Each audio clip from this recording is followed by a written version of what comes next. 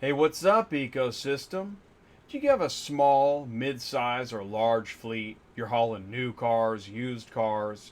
You need a good software solution, a way to manage those loads. Well, that's GoPhore. GoPhore Auto Carrier Software. That's what we're talking about tonight. So bring your questions and buckle in. It's Tuesday nights live on Auto Transport Intel. I'm Jay, your host. Welcome back to the show.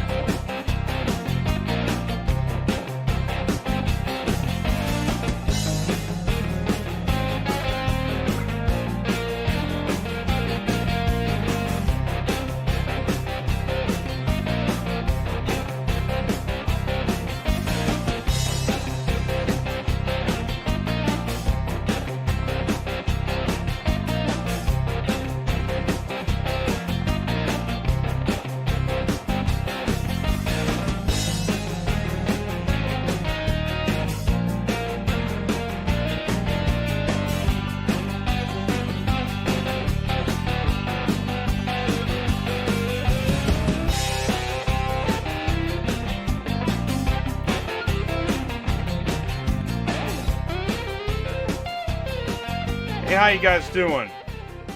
Welcome back to Auto Transport Intel. I'm Jay, your host, and we are live. This is a go. We are here. It's Tuesday nights live.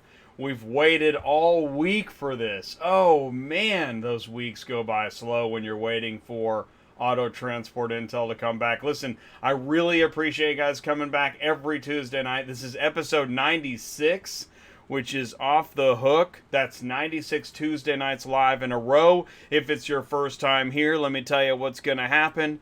I want you to feel welcome. I ran the car hauler. You can hear me okay. Let me know if you can hear me okay, see me okay.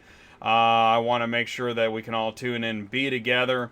And of course, I want to say hello to the live chat. After I finish telling you what's going on, we're going to jump into the live chat and say hello. We've also got, industry news. Every week we do this stuff we've seen on Facebook, stuff that good news, bad news, stuff we've shared, stuff maybe we don't want to know but need to know. And then we're going to go into the information superhighway, and that's where I'm going to start to set up the topic of what we're going to talk about tonight, what we've done recently. I was traveling last week, so it's going to be it'll be interesting. Then we're going to go into the featured interview of the show.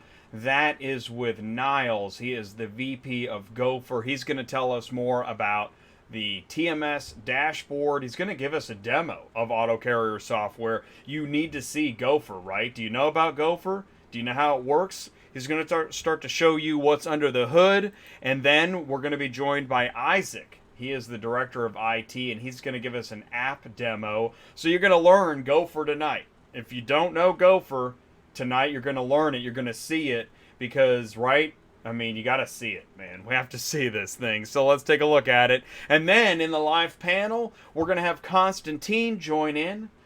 He's going to be in the fourth member of our live panel discussion night. And by the way, he is creating an all-car haulers list, so you're going to want to hear about what is he working on. Wait, what? All-car haulers? That sounds pretty important. It sounds like it has to do with car hauling. You're darn right it does. So we're going to do that. We've got a lot happening tonight, so stick around. We're going to be right back for Hello Live Chat. Are you completely stressed out from all the calls and the contracts and the verification of loads when nobody answers the phone? Call Murphy Auto Dispatch Services today. Murphy Auto Dispatch Services has over 15 years of experience in the transport industry.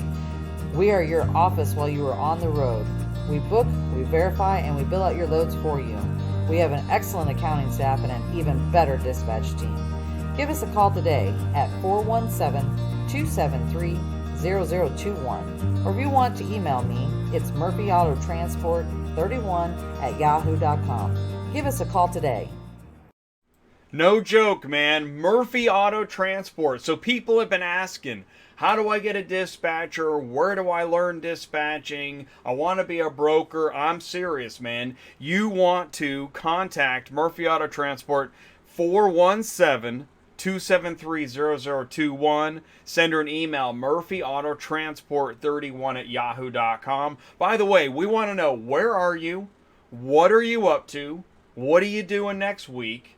I want to hear it in the live chat, because we want to know. We're keeping track of, we're actually, you know what? It's really good to know, where are you? What's your running lane? Because that's going to play a part into, are you still looking to get loaded? Dude, check this out. Are you serious? Historically, buying and selling wholesale vehicles is time-consuming, expensive, and loaded with risk. With ACV, our 20-minute online auctions provide immediate access to thousands of dealers who are ready to buy. Our inspectors complete comprehensive condition reports right at your dealership, from engine fluid levels and OBD2 scans to paint meter readings and tire tread depths with tons of high-res photos. Our condition reports take the guesswork out of wholesale. The ACV team comes to your dealership, inspects the vehicles you'd like to sell, and loads them into the app, and you're selling vehicles in no time. There are no fees for running a vehicle that doesn't sell, and you don't have to worry about transportation to a physical auction. See how ACV can work with your dealership at acvauctions.com. So I wanted you to see that, because I want to get this out of the way, that acvauctions.com/ATI. If you're not signed up already, go there now. Just do it now. Just, you know what? Stop watching the show. All right, we'll keep watching the show, but go to acvauctions.com/ATI. I'm going to probably do that more than once. Listen, here's why I did that. I was going to wait to run that, and then I promise I'm going to say hello to the live chat. But I get people asking me all the time, how do I get loaded? Where do I get loads? Me and Ty get this all the time. By the way, Ty's going to join us pretty soon. Listen, where do I get loaded? How do I get paid faster? How does it get done easy, right? What's a better load board? Because I've already watched, Jay, I get this. Jay, I've already watched your top 5 car hauling load boards video, and I need more load boards. Well, guess what? acvauctions.com/ATI. Go sign up. Now you got another load board. It's not just another load board. You know how many loads these guys move? By the way, all right, I'm going to show you in industry news. I'm getting ahead of myself. It's time for a hello live chat. Let me know where you are and how you're doing staying loaded off the load boards. I want to hear that. All right, so first in tonight, we got Marcus M. Fields from Marcus from Exclusive Luxury Transport in Las Vegas. Hey, it's Marcus from Exclusive Luxury Transport in Las Vegas. Thanks so much for saying hello. I appreciate it. I do. KBT Enterprise is with us. Hello, all. Thank you for joining the show. Again, I appreciate that. Bill, Bad Apples, what's up, car people? Happy Tuesday.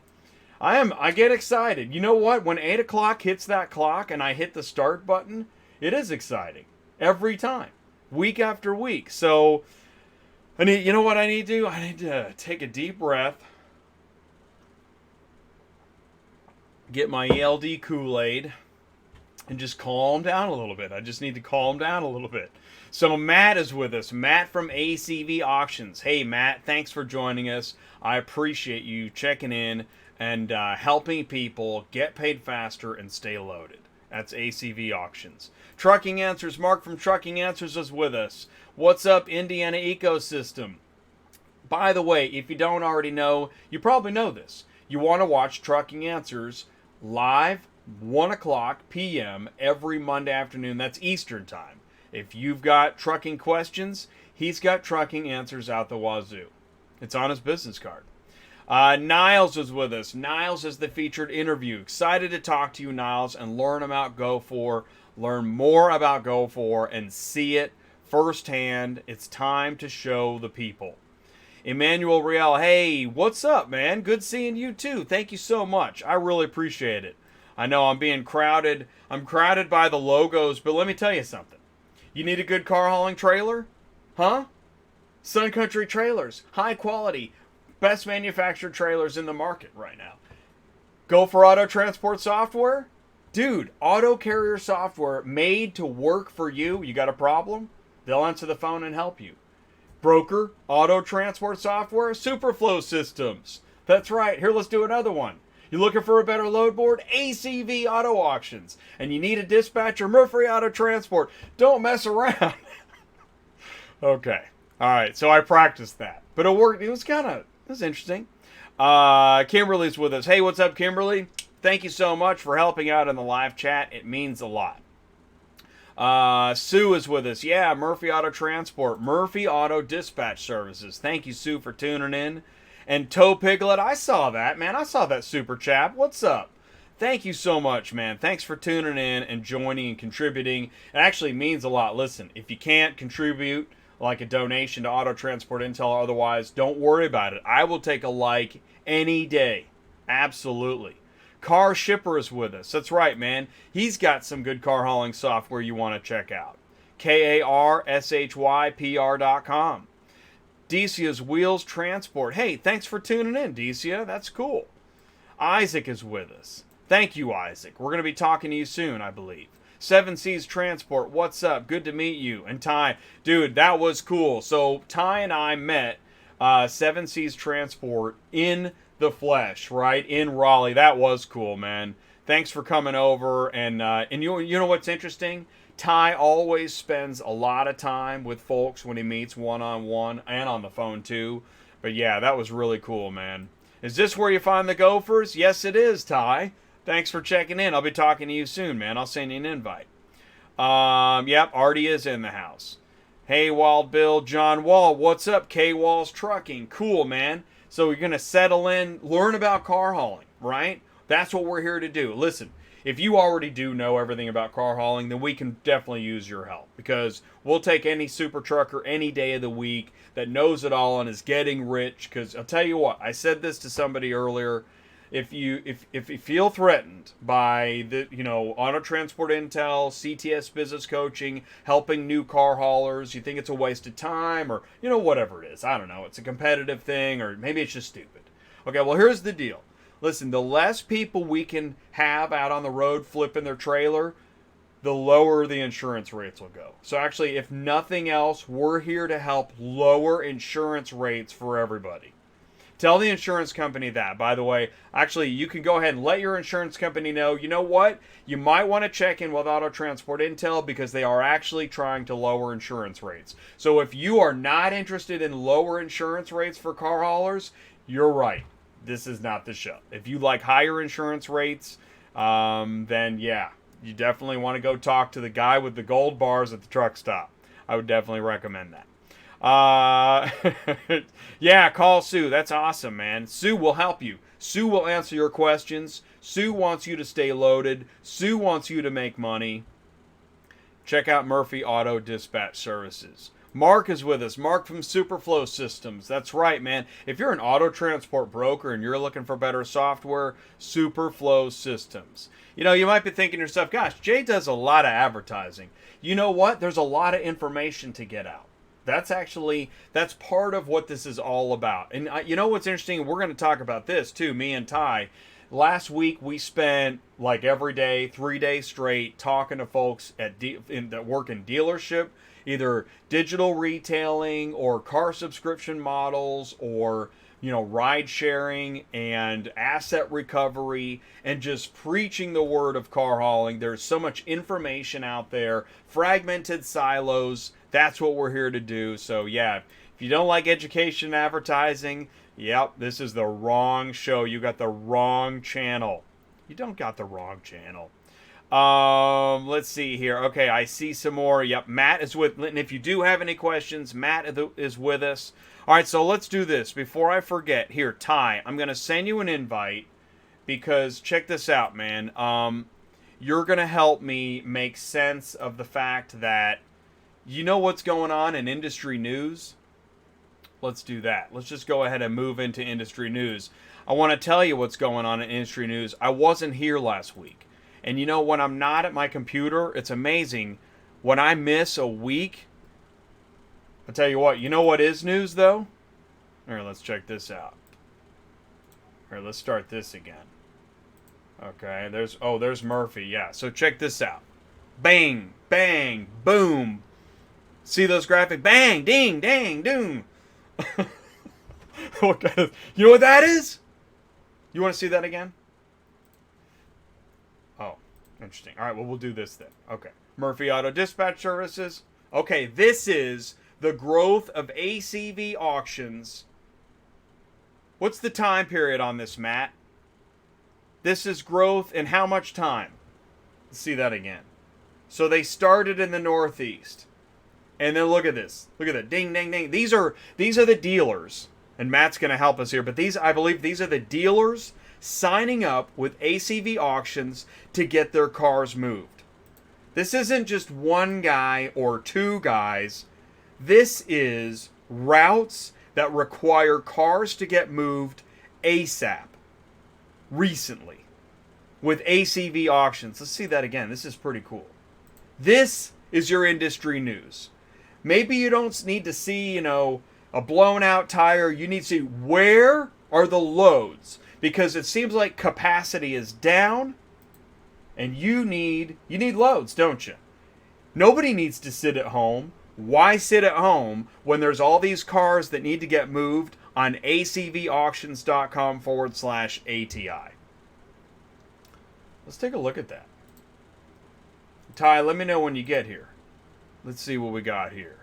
acvauctions.com/ATI. Put in your company name, first name, last name, phone number, email address. Get signed up on the load board. Oh, this was pointed out to me, by the way, is that ACV wants you to have the time and ability to build a route, right? Why book that anchor load and then that one's gone or canceled by the time you get your second and third one? Wow, the ability to build a route, that is good news.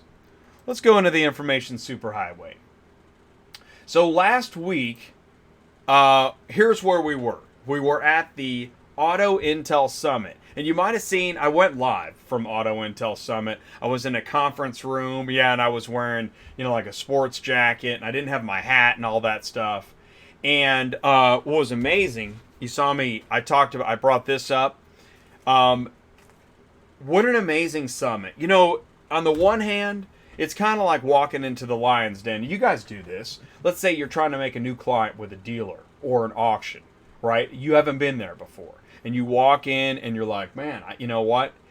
Is this the right place for me? I mean, I know, I got my wits about me. I know what it is that I want to accomplish. I'm trying to grow my business. I want to meet people, grow my business, get the good word out. I've got a solid company. I've got a good value proposition here. But while I'm entering something new, can I do it? Yeah, you can do it. Yeah, you can absolutely do it. Me and Ty walked into Auto Intel Summit. This is a place for dealers, digital retailing, car subscription models, ride sharing, asset recovery conversation. They were talking about Carvana and statistics. I met with a guy from Autotech Ventures. The thing is that you can go places and you can learn new things. You can build your business in new arenas, make friends. After every workshop, I introduce myself to the folks that gave the workshop, what they were talking about, the education that they gave me, and the education that I bring to the table, and that we actually have an overlap of value proposition. That's what I did last week. So, what's happening next week? By the way, is Ty with us? I don't think he's with us yet. And that's okay. Next week is going to be all about... let's see here. Yeah, should be. Let's do this. Let's go to the meeting. I don't see him in here yet. That's okay. See, we do this live, and that's okay. And what I was gonna do is I was gonna wait on the ACV Auto Auctions invitation, right? Because it gets a little crazy when I'm trying to invite and run the show. But I really wanted to show you that because, again, I'm behind on returning emails, but several people have asked me, Jay, is there a better way to get loaded? It seems like capacity's down. There seems to be the volume's down on the rates I'm watching, and the rates are down, the volume's down on the load boards that I'm watching. And that's why, you need help if you're, right? You can't sit still. I saw somebody else posted, well, I washed my truck again this week. You can't sit still. You need to move. And if you are sitting still, and actually, it's better to sit still than to just deadhead. I do believe that. Oh, hey, Ty's with me. Let's see here. Oh, I hear myself in the background, Ty. Is that right? Oh, here we go. Here, let's do this. Hey, let's do this. Before I bring you in, the CTS Business Coaching question of the day is, for new car haulers, what is the number one concern in finished vehicle logistics for new car haulers? You know what it is? I'm asking you. It's a rhetorical question. Because what's the number one? This is the funny part. This is what, no matter where we go and no matter who we talk to, the answer to this question is always the same. What's your number one problem in new car hauling, finished vehicle logistics? And that is retaining good people. Okay? Well, that's my number one answer. And actually, that's the thing, is your number one answer is capacity. Mine is retaining good people. I know, I was a bit of a setup. Here's what we're going to do. We're going to take a sec. Oh, by the way, your audio's off. Now your audio's on. So what was your answer? Say your answer for me. I know, I did that again. You. Capacity. You. So let's take a second. You know what's interesting, Ty? The world is moving a little quick right now. Isn't it? Is it not? And after last week in Raleigh and then Nashville, Friday with the car hauling conference, the world, it's like, wow. And is it because I'm getting old, or is it just because we're going that fast? I don't know. I wish I could just say it's because we're getting old, but I can't. I think when I said to you, I think we were at here we are, folks. We're in Raleigh. Me and Ty, we're sharing a hotel room. We're in Raleigh. We're at the Auto Intel Summit. And we're meeting all kinds of people. We're sitting in these workshops. And I think each workshop kind of blew a part of my brain out. How about that one where the 4 people were sitting on stage and then Carvana comes up and everybody's just like throwing fireworks? Whoa. Wow. Well, it really clarified a lot of things for me. I as you said earlier, you and I spend a lot of time trying to figure out where this industry is going, what's wrong with the industry, how to make the industry better. And so it's weird, you got 2 like we call ourselves bang hangs, right? Yeah, we are the bang hangs. You got 2 bang hang transport guys in the midst of this mega conglomerate auto intelligence summit. And everybody's looking at it, and I keep telling Jay, I'm like, man, we're standing out like a sore thumb. We're saying, oh, new information, oh, wow, this is crazy. We're just keep learning and learning. And I'm like, so, I think like people probably wonder, why are we doing that? What is that, right? It's really, honestly, it's for you guys, because it is changed. So with Carvana, right? We learned a lot about Carvana that put a lot of my conspiracy theory and my wacko thinking to bed. I'm not worried about it anymore, guys. No. I'm really not. Let Carvana do what Carvana wants. We'll be fine. Don't worry. Yeah, and thank you. I'm glad you said that, because I'm excited by the fireworks. But that's right. Ultimately, the message is, say it again, Ty. You guys, I've been worried about it for a long time. It's spooky, because what they're doing is I don't know Carvana. I don't work there. I know a couple guys. They're great people. Right. But total speculation. But there seems to be this, what I call a false narrative. You buy a car in your pajamas while you're brushing your teeth to go to bed. You wake up in the morning, you got the coffee, and you're looking out the window, and here comes your Carvana car. Is my car here? I just called. How amazing is that? And so I'm looking at that thinking what they're doing is they're setting this really incredible standard up for guys like us that all of a sudden cars just show up. And so one of the big takeaways I got from that conference at Auto Intelligence Summit, you want to know what I think one of the big reasons we're so messed up in this industry is because the guys at the top are messed up. I mean, it's all messed up. Wow. It's weird. I mean, you've got guys who are new car franchise dealers. That's Ford, Chevy, Dodge. I mean, big names. And they're sitting there talking about how they have to use a particular technology because somebody told them to. These guys are in the field doing it every day. They've got something that they know works a lot better and can't use it. That's where we're at. We're always trying to figure out where to get the next car, how to do this, how to do that. Is the dealer. Whew. Anyway, here's my point. My takeaway is I learned a lot, and I'm not as scared about everything as I was. Yes. I think we're going to have car dealers. I think we're going to have auctions, and I think we're going to have online auctions. I do think that's true. But everything is shifting at the same time. Like when we were talking about learning about car leasing, shifting to car subscriptions, which I now understand better, right? Right, and so auctions shifting to digital auction. But what isn't shifting is the cars won't turn into transformers tomorrow. Right? No. And Jay, this is good. Tell everybody what you learned about fixed ops. All right, talking about how the dealership's making money off of service.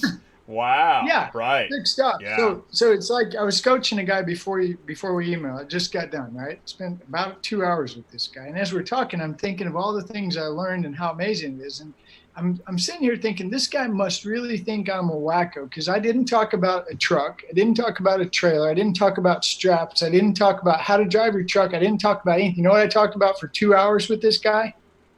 Who and what is a car dealer? Why?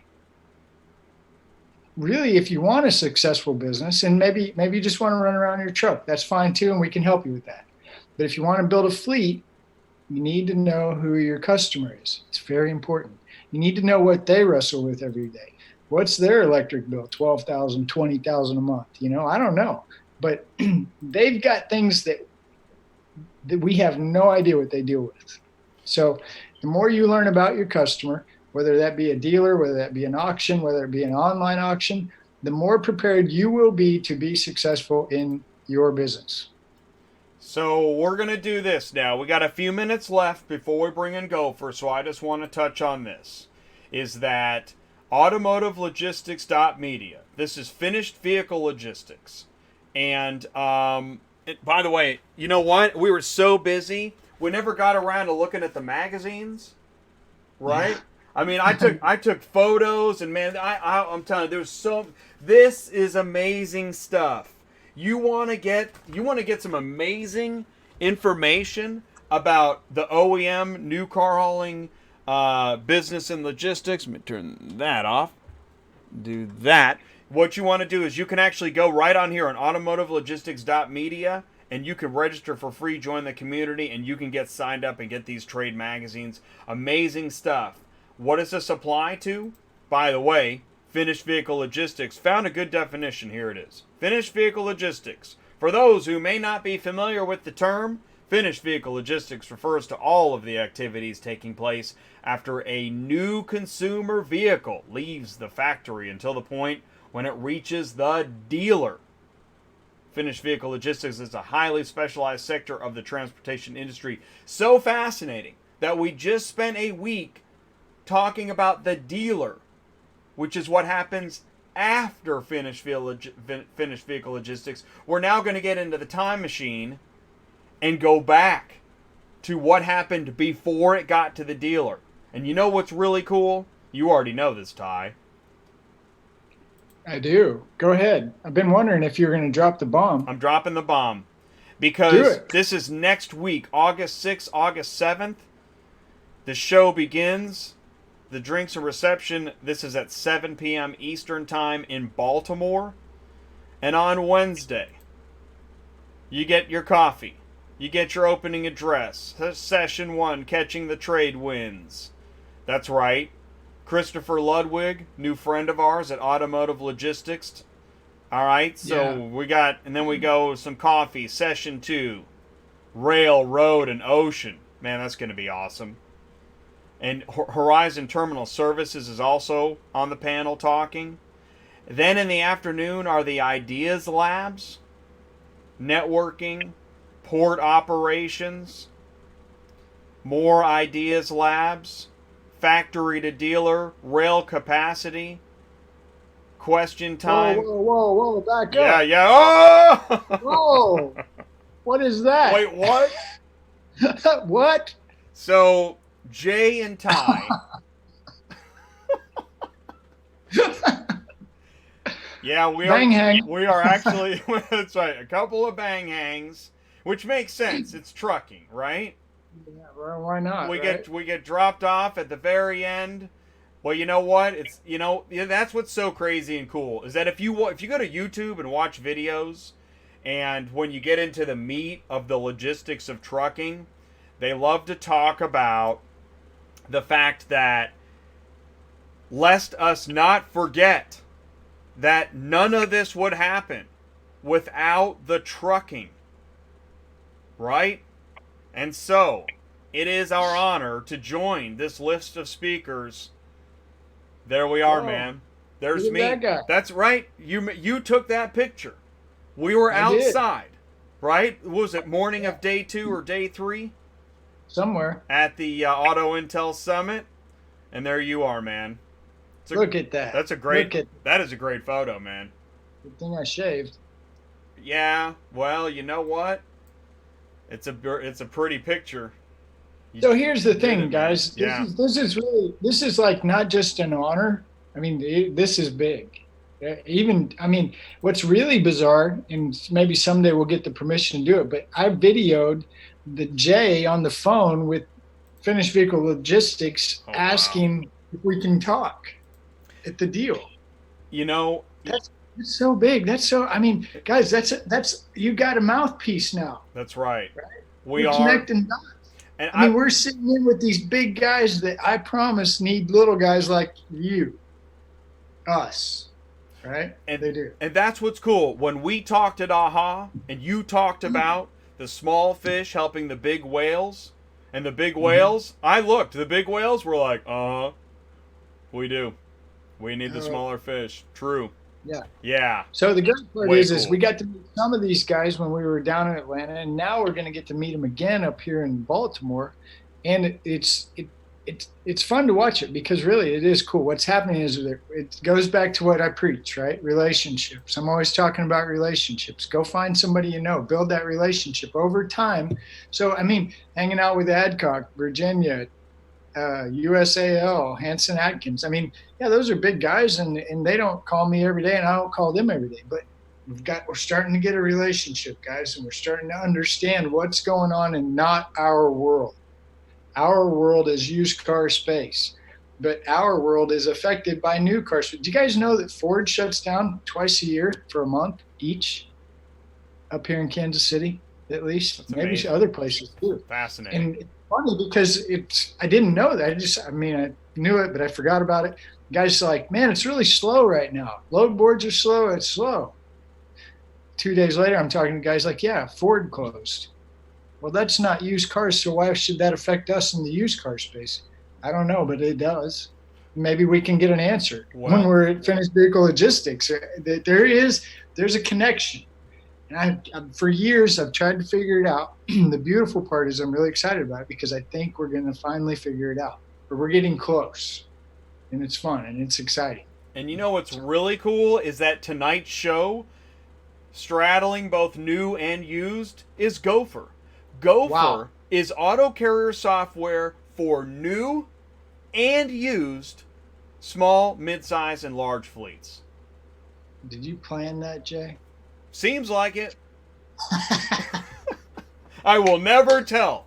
I will. Awesome. Okay. Yeah, that was real quick, awesome. Give me Yeah. 5 more seconds. Yeah. Nashville was amazing, guys. Wow. We're talking about doing a Dallas one. Okay.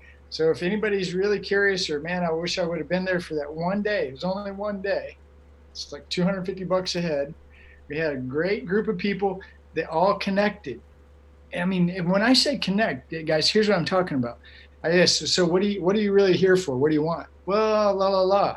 Okay. Well, there's another guy in the class. What are you really here for? Well, la la la, which doesn't match. Put those two together. Guess what? They're all today helping each other. It's amazing. It's beautiful. Somebody knows somebody over here. Somebody knows somebody over there. And they're working together.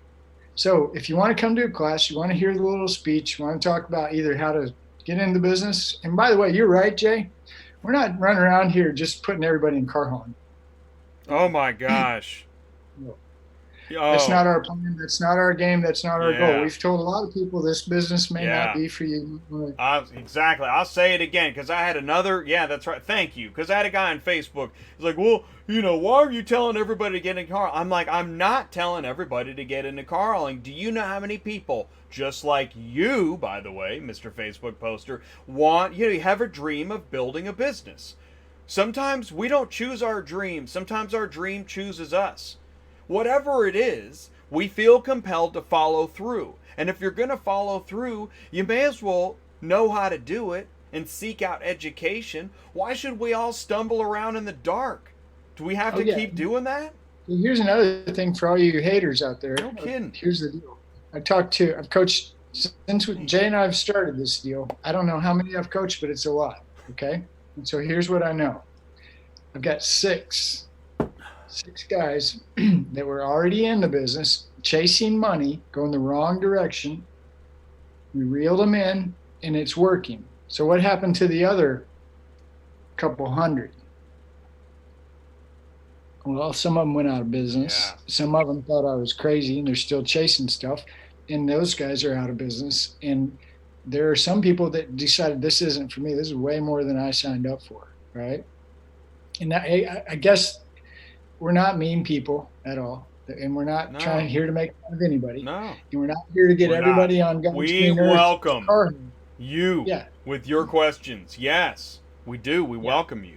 But by the way, hey, I wanted to point this out, and this was really good. Tom pointed out, he says, talking about insurance, have you guys seen legislation HR 3781 introduced by Representative Garcia? Anyways, there's this thing out there, this new bill, HR 3781, talking about raising the financial responsibility of trucking companies from $750,000 to $5 million. I read OIDA's all over this. OIDA's like, it's another, you don't think, when we hear this, you don't think that ambulance chasing lawyers are getting rich?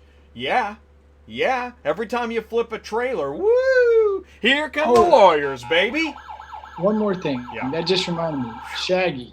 Shaggy's Consulting and Training, which, by the way, I owe them a huge thanks. Shout out to Shaggy's Consulting and Training. Preach it. Amazing people.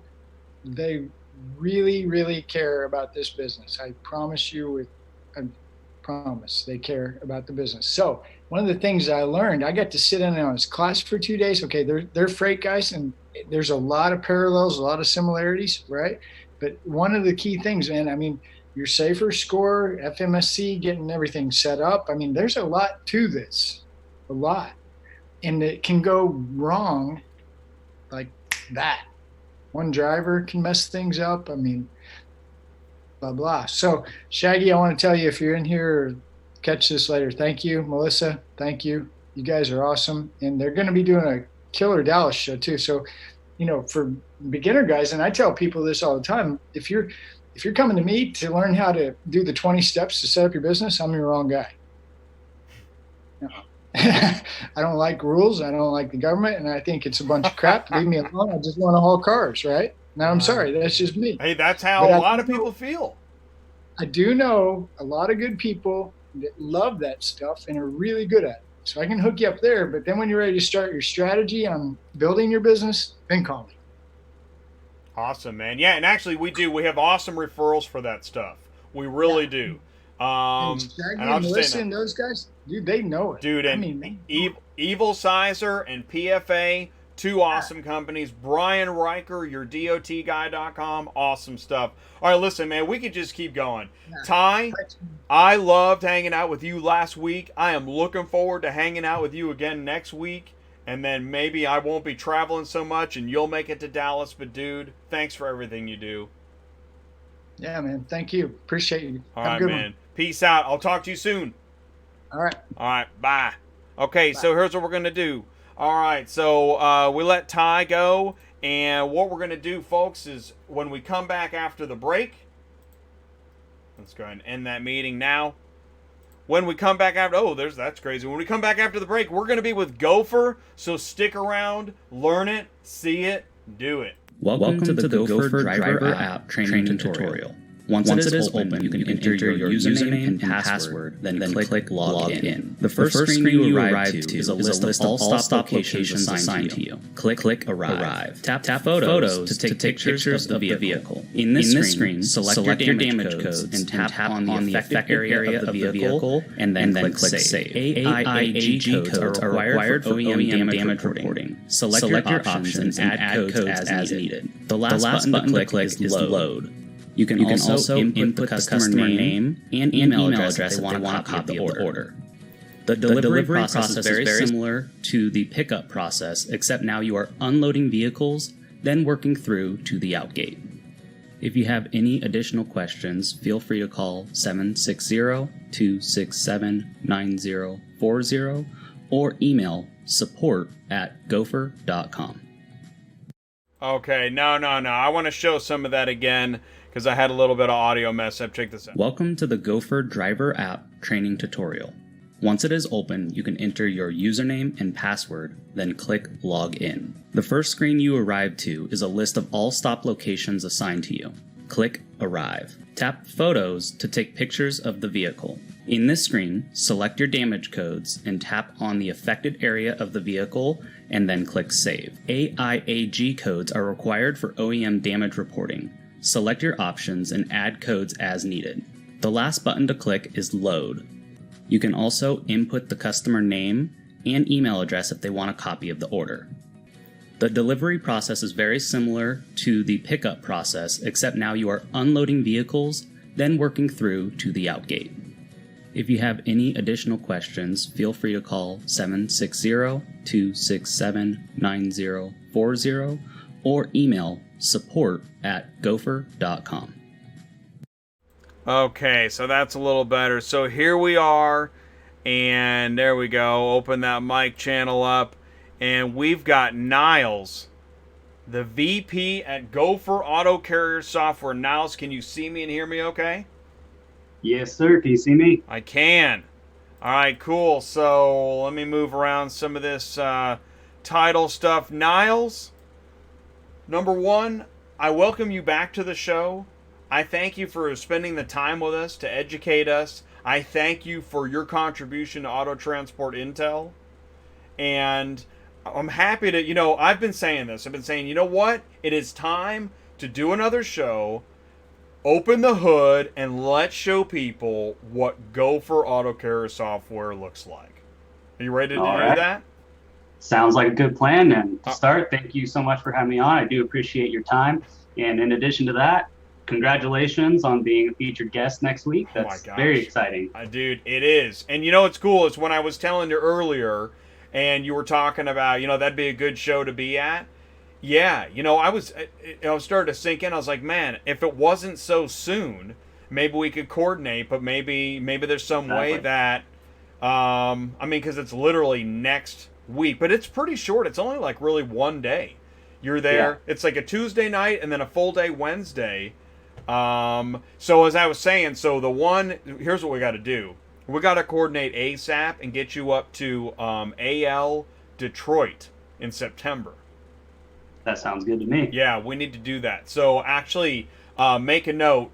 Check out, I think it's September 10th through 12th. All right. And let's figure out how to make that happen, because that'd be a great show for you. That'd be a great show for both of us. And after spending that time with, we got Chris, Matt, Catherine Jackson, Lauren, they're all with finished vehicle logistics. I'm going to meet all of them.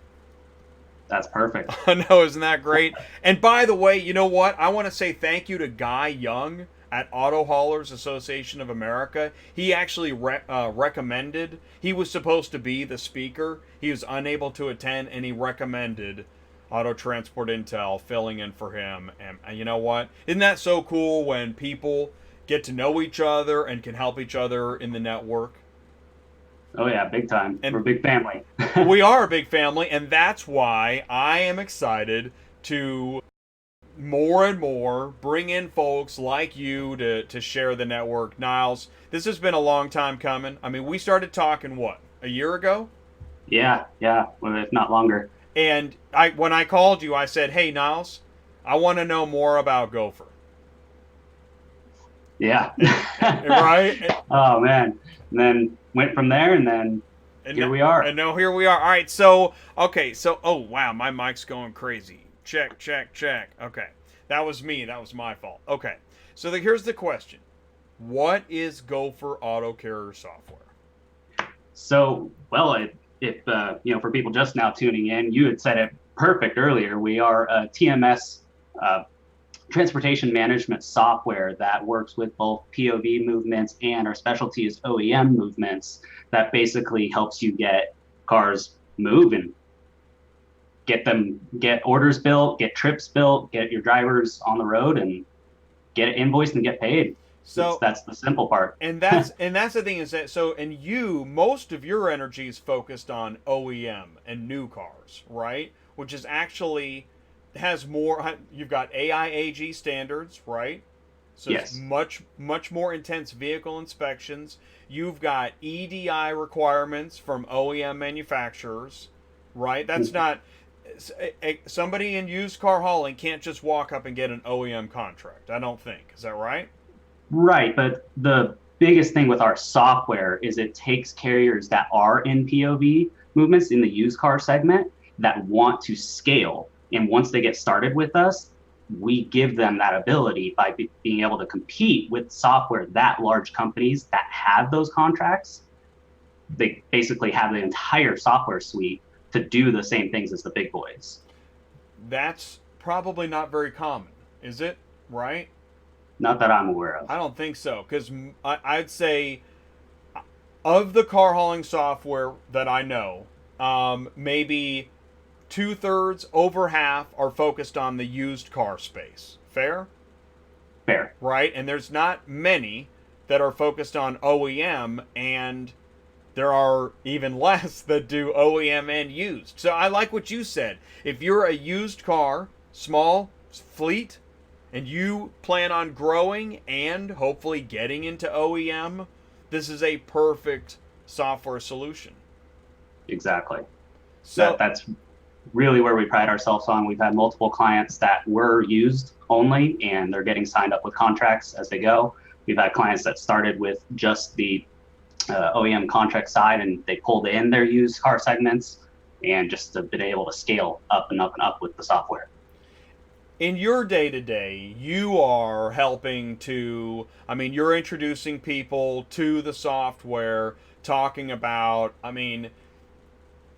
when you get a phone call, let's say you get a phone call from a small fleet, and how does that, walk me through some of that. Like, do they say, I just want to see your software, or how much does it cost? How do you ease how do you ease a new customer into, okay, let's take this one piece at a time? Really how it always starts is, let's see what your needs are, do an initial phone call, and then jump into a demo. Pretty much what we're going to see today is a lot of what is part of the sales process to be able to show people what we can do. Well, then let's do that. Here's what. All right. Do you want to share your screen, or do you want me to share? I'll share my screen because I have a demo already set up. Okay, perfect. All right, cool. So I'm going to take some titles off the screen. And perfect. All right, are we in? Can you see it? Yeah, looks great. Okay, so what am I looking at here? Okay, so this is the desktop side to where, the dispatcher is going to be doing about 95% of all their work, where you'll be able to see all of your loads, your dispatch sheets, your what we call trips, all of the VINs that a a manufacturer has sent to you, has assigned to you to come pick up.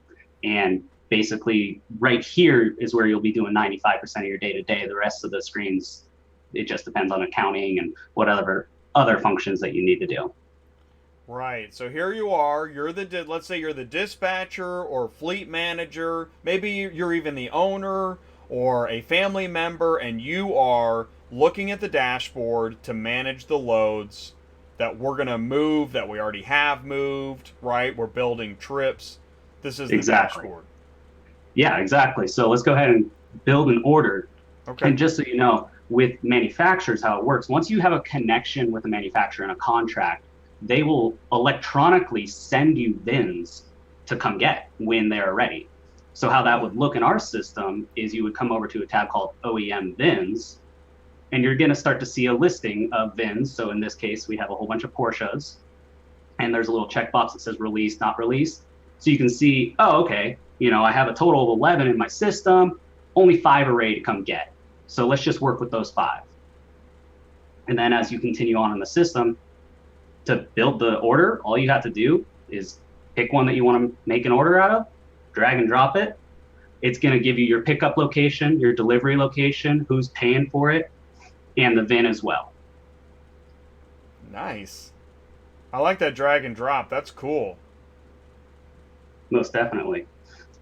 So, and then also when you deal with manufacturers, they also have rate sheets as well that we can upload to our system. So this VIN I picked didn't have it, but you can see freight, fuel, and we work off of their standards and on those rates. Cool. So after you put it on, click create. And what that'll do is that'll kick off a series of events. That's going to tell the manufacturer, okay, I got the VIN, I put it onto an order. If there's anyone that wants to get an email notification that you create that order, they can get a notification with tracking information and anything in addition to that as well. So yeah, right, because I wanna let's do this. I want to pause for a second. So in this case, really, because you've got so many people concerned with different aspects of the vehicle. I mean, you've got the dealer that wants to make sure it gets picked up. Mm-hmm. You've got the driver that wants to make sure that he's got loads. Right? Exactly. You got the owner. Well, let's talk about the accountant. You got the accountant that wants to make sure they can track the expenses. You've got the owner that wants to make sure that this company is working and we're going to make money at doing this. Exactly. And your software will help everybody in that supply chain with their part of the business. Exactly. That's exactly what we're here to do, is give transparency to what your company is doing, from all the way from a dispatcher to a driver to an accountant to the manufacturer. What's going on with these movements? Right. That's what we provide. And more, and that's cool, because more and more, I think I was saying to you 3 years ago, if I said, what mobile app are you using? People are like, huh? And now it's not like that. People are like, well, yeah, I mean, I know that sometimes I have to use a mobile app, but I don't know what to do. And I say, well, how do you manage all your dispatches and your information? Like, well, I got emails and apps, and really, so you don't have any central management system, nothing. Like, what if your email inbox was just like stuff floating around? That'd be crazy. Yeah, exactly. And it's so funny how many people I've dealt with that had boards with sticky notes all over their office, and that's how they were managing it before they came over to us. Just sticky notes and Excel spreadsheets and emails. That's how they did it for years. Wow, right. And it's now, if you don't have a central transportation management system, TMS, and your customers more and more, I mean, what's interesting, Ty and I were talking about this last week, a new car customer, when they buy a car from a dealership, they want to use their app. They want everything digital, no messing around. And exactly. they want that app to remember where in the process they are. So when they walk into the dealership can go, yeah, we just saw you on the app. We're ready to continue the conversation. And if the dealership can't do that, they're gone. That's no joke. It's 2019. So if, as the dealer, you've sold the car And now the car hauler comes to pick it up, and the dealer is like, well, can I just like drag it and send it to your app? What? Mm-hmm. Really? Right. That's going to be a problem. On that note of being able to be transparent with dealerships, we have a shipper portal where they can log in and see all VINs and their statuses with you without having to call you or anything. They have a username and login, Wow. and they can go, hey, what's going on with this car? Then they can click, see photos, and you could see on here, like, you know, we have pickup dates, delivery dates, all these different VINs. And these are just for your company with that dealership. Wow, that's neat. Wow, so you've got a shipper portal just for the cars, and obviously your system manages everything. And that seems to be one of the things about your system is that there's all these, I don't know, what are they, queries? Did you call them pools? Pools is another topic. We'll get to that later. But you have a way of compartmentalizing all of the loads, even though it's all under one big system. This is why, right? In that case, yes, that would be pools. Those are pools. And how that is right here in that section where you see main, you have these different pools to where you can separate, like, okay, hey, I just want this dispatcher to work with this stuff. I have a port that I pull out of. I just want to see VINs that are in that port. And so, yeah, you can compartmentalize in multiple different ways. Because that's the other problem. Well, there's actually many. You run into many problems. That's why you guys know why it's so important to have such a smart software. Is that, let's say you have a TMS that can handle a lot of orders, but now everybody's seeing the same stuff. How do you stay organized? Exactly. And we've already crossed that road to be able to separate it. Yeah, that's brilliant. Basically, the way that you want. It's very flexible in that sense. Okay, cool. So, I mean, it's so easy to go into tangents. You must be used to that with people. They get excited and there's... okay, so... Definitely. All right, so please continue if you remember where we were. Oh, yeah. Okay. So going back, after we created that order, it puts it into what we call the BOLs tab or loads tab. And you're going to see all of your active orders here. And see that little color band on the left-hand side of it? Yeah. Green and purple and blue and yellow. Those correlate with this legend up top to tell you this is how many orders you have in this status.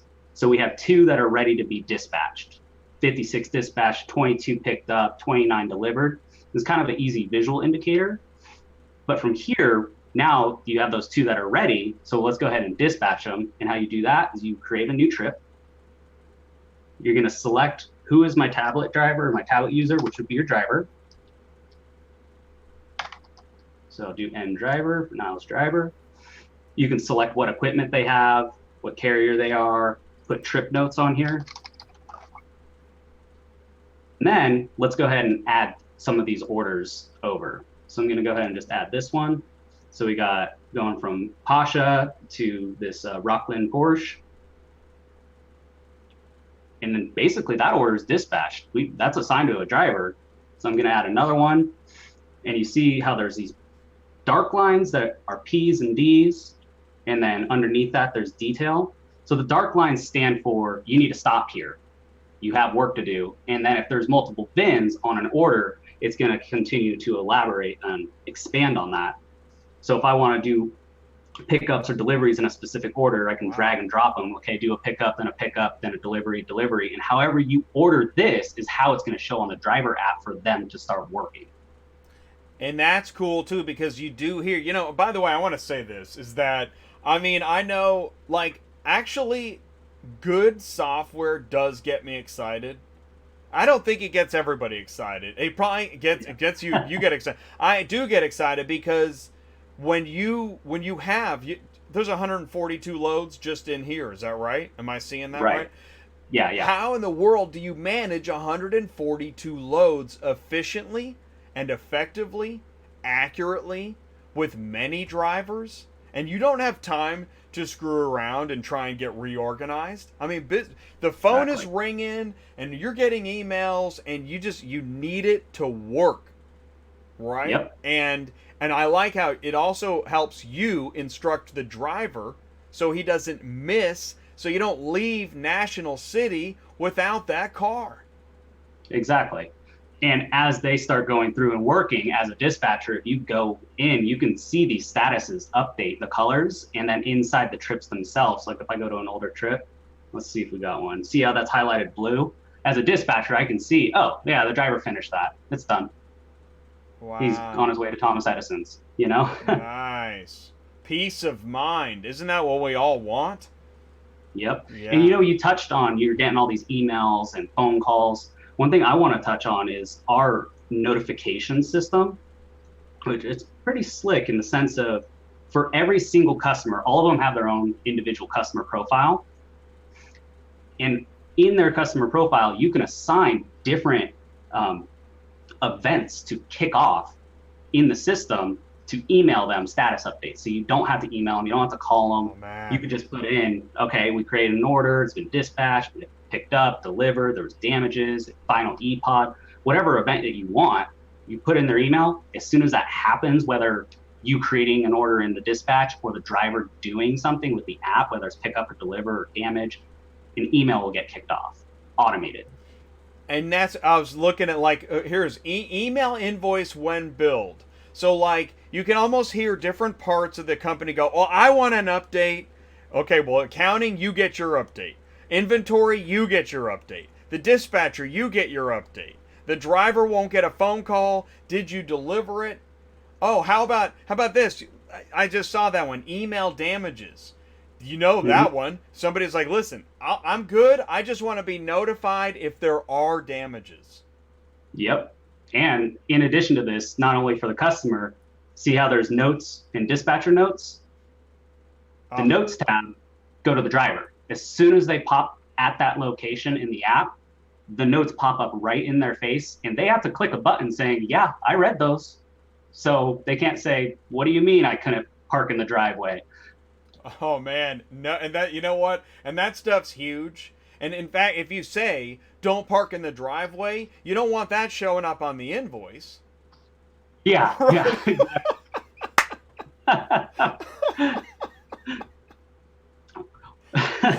And it's kind of part of the dispatcher notes too. There's some things that you want to keep internal and not let the drivers know. Right. Like, I'm furious, or whatever. Or maybe it's something funny. Or maybe, make sure you get your lunch money off the tire. You don't want that on the invoice. Exactly. Yeah. That's awesome, man. This is really, really, it's a really smart layout. Lots of tabs, which is, I'm a big, again, being somebody who I like to have a good file cabinet, as I like to see software that makes me feel like I'm looking at a smart file cabinet. Exactly. And everything here, every button, every section has, a reason to be there. We never develop anything in a void. We always work with auto haulers to develop features for this. Yeah, wow. Wow, and there's so many. Okay, and so like, all right, so in this TMS, like you've got your new car space with your EDI from your vendors, right? Okay, so like, let's talk about used car space for a bit. I know we got a lot of used car people here, right? This is we got used, and carriers is a big part of, who's tuning in or who's going to watch later. So right. What if you're getting dispatches from random brokers off of Central? How do we tackle that? Okay, so how that is handled is what you'll do is from that particular system, like we'll do one dispatch here. You could download the PDF to your, your desktop, and then we have an upload BOL PDF feature here. So you click this, select who am I doing it from. So we'll do one dispatch, select the file. I've got some loaded up here. I'll do number 1, open, upload, it's created. So what that did is you can see the top right, 464 has been created. And I'll come back over to my BOLs tab, and you can see a new order has already been created, just like that.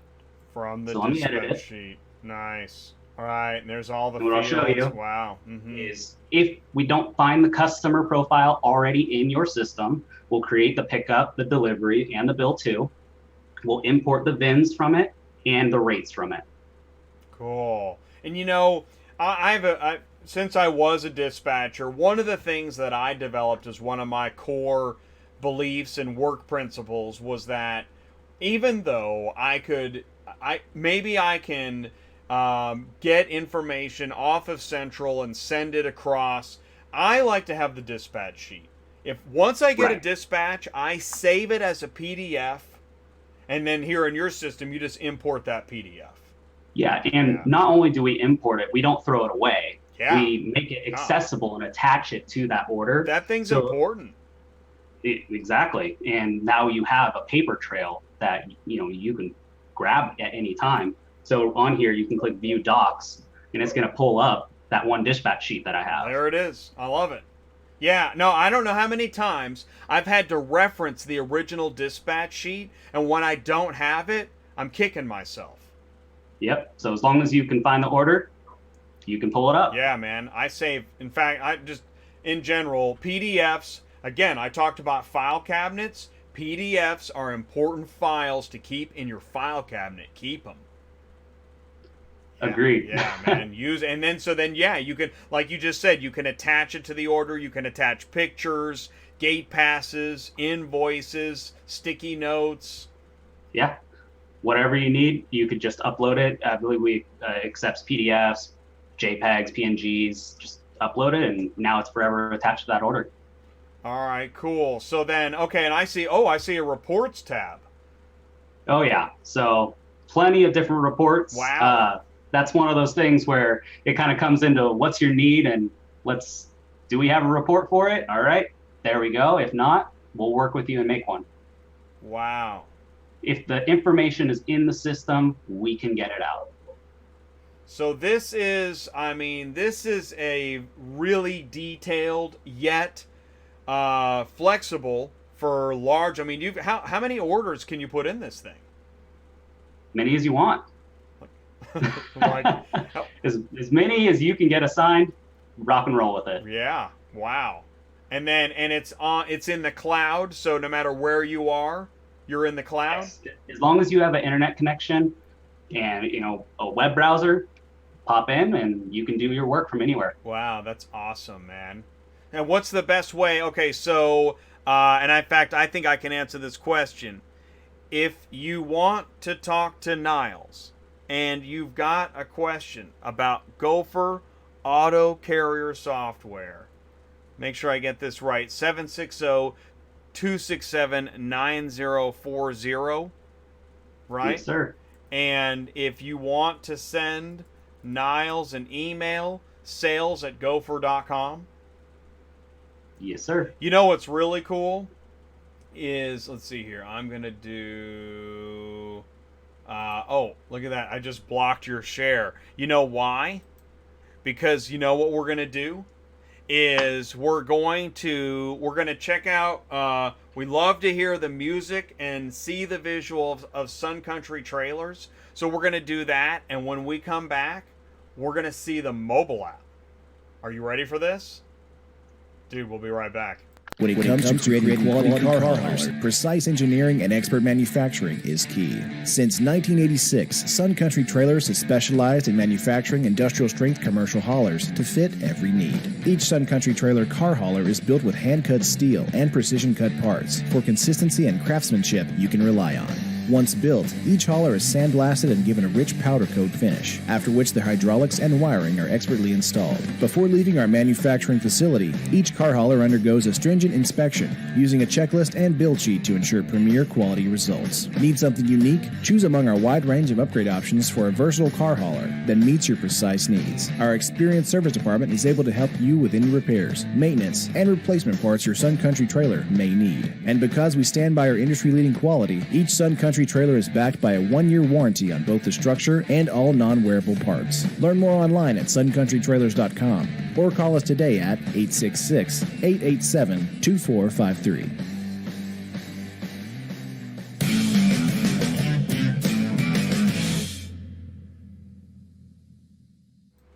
Sun Country. All right, listen. Okay, so let me move a couple of these move these tags and titles around, because you know what is happening now is we're back with GoPhore Auto Carrier Software, but this time we're adding Aiag.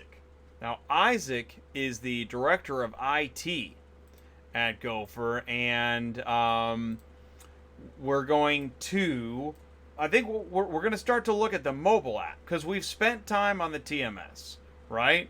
We saw the TMS, we saw the dashboard, and I know this. I mean, as a dispatcher, you're sitting at your computer, and you are, you want to have like the Starship Enterprise setup, where you can blast phasers, load drivers, and do it all from your desktop. But that is not what the driver sees. The driver is driving around, and he's got his phone, right? He's got his mobile app or tablet, right?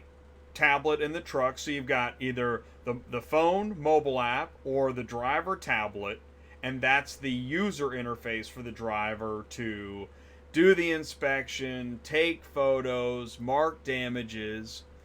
And let's see here. Now, by the way, can Aiag see us and hear us? Let's see. Oh, there he is. And did I mute you? Did I do that? Okay. Maybe. Can you hear me now? I can see you. I can hear you. Yes. Okay. It's like church. This is like car hauling software church. Right? Praise the load. Praise the load. Oh my gosh. What? Praise the load. I've never said that before. All right, well, welcome to the show, Aiag. Really appreciate your time and expertise and you joining us. And I think I've seen some great stuff happen in the live chat. I can't follow it all because I was so intent on the dashboard. Yeah. No, there were some good questions. There were some questions about what is OEM, what's EDI, things like that. Those are good questions.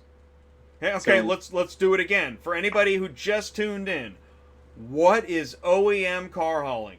Go. All right. So OEM car hauling, what that means you have a contract to carry brand new cars from where they're either imported to the country or where they're made in the country to the dealership. Finished vehicle logistics is OEM. Brand new cars. And what is EDI? EDI is electronic data interchange.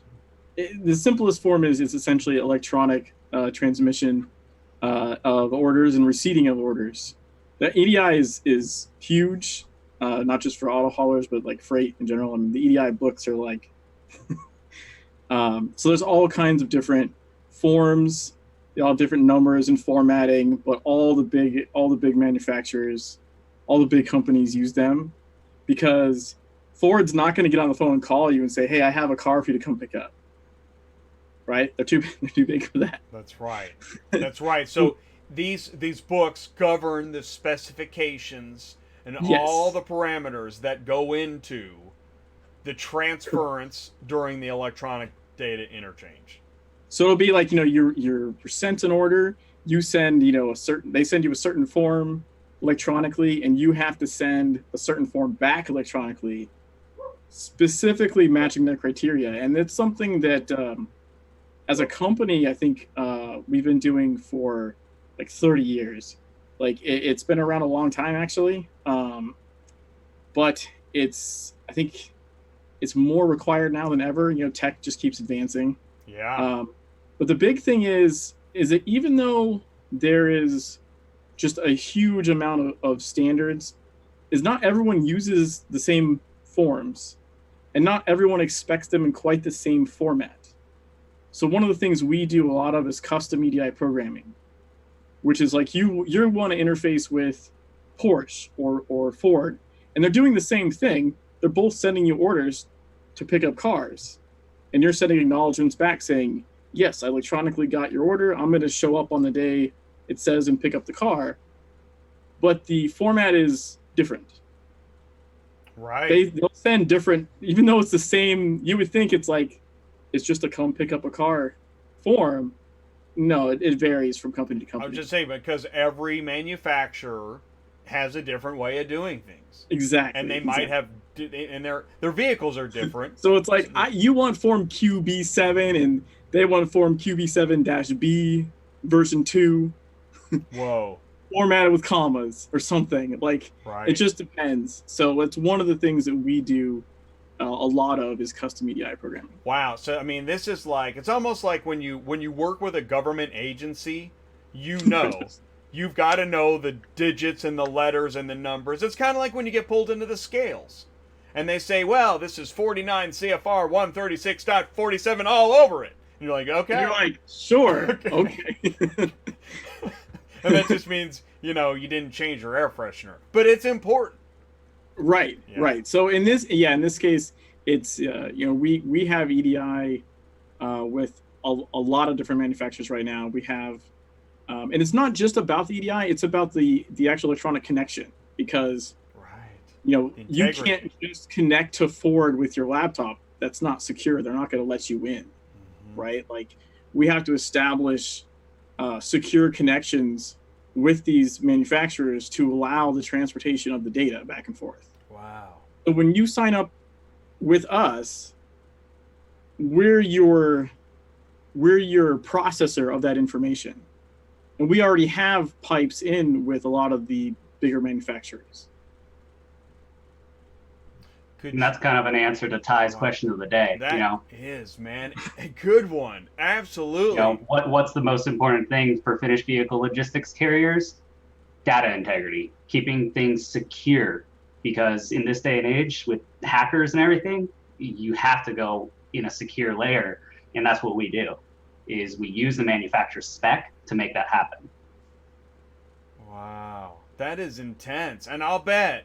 I mean, you just pointed out two big areas. One is being able to manage the minutia of information, and another is being able to securely connect to an OEM that, needs to make sure that when they release the airlock, everything's going to be good.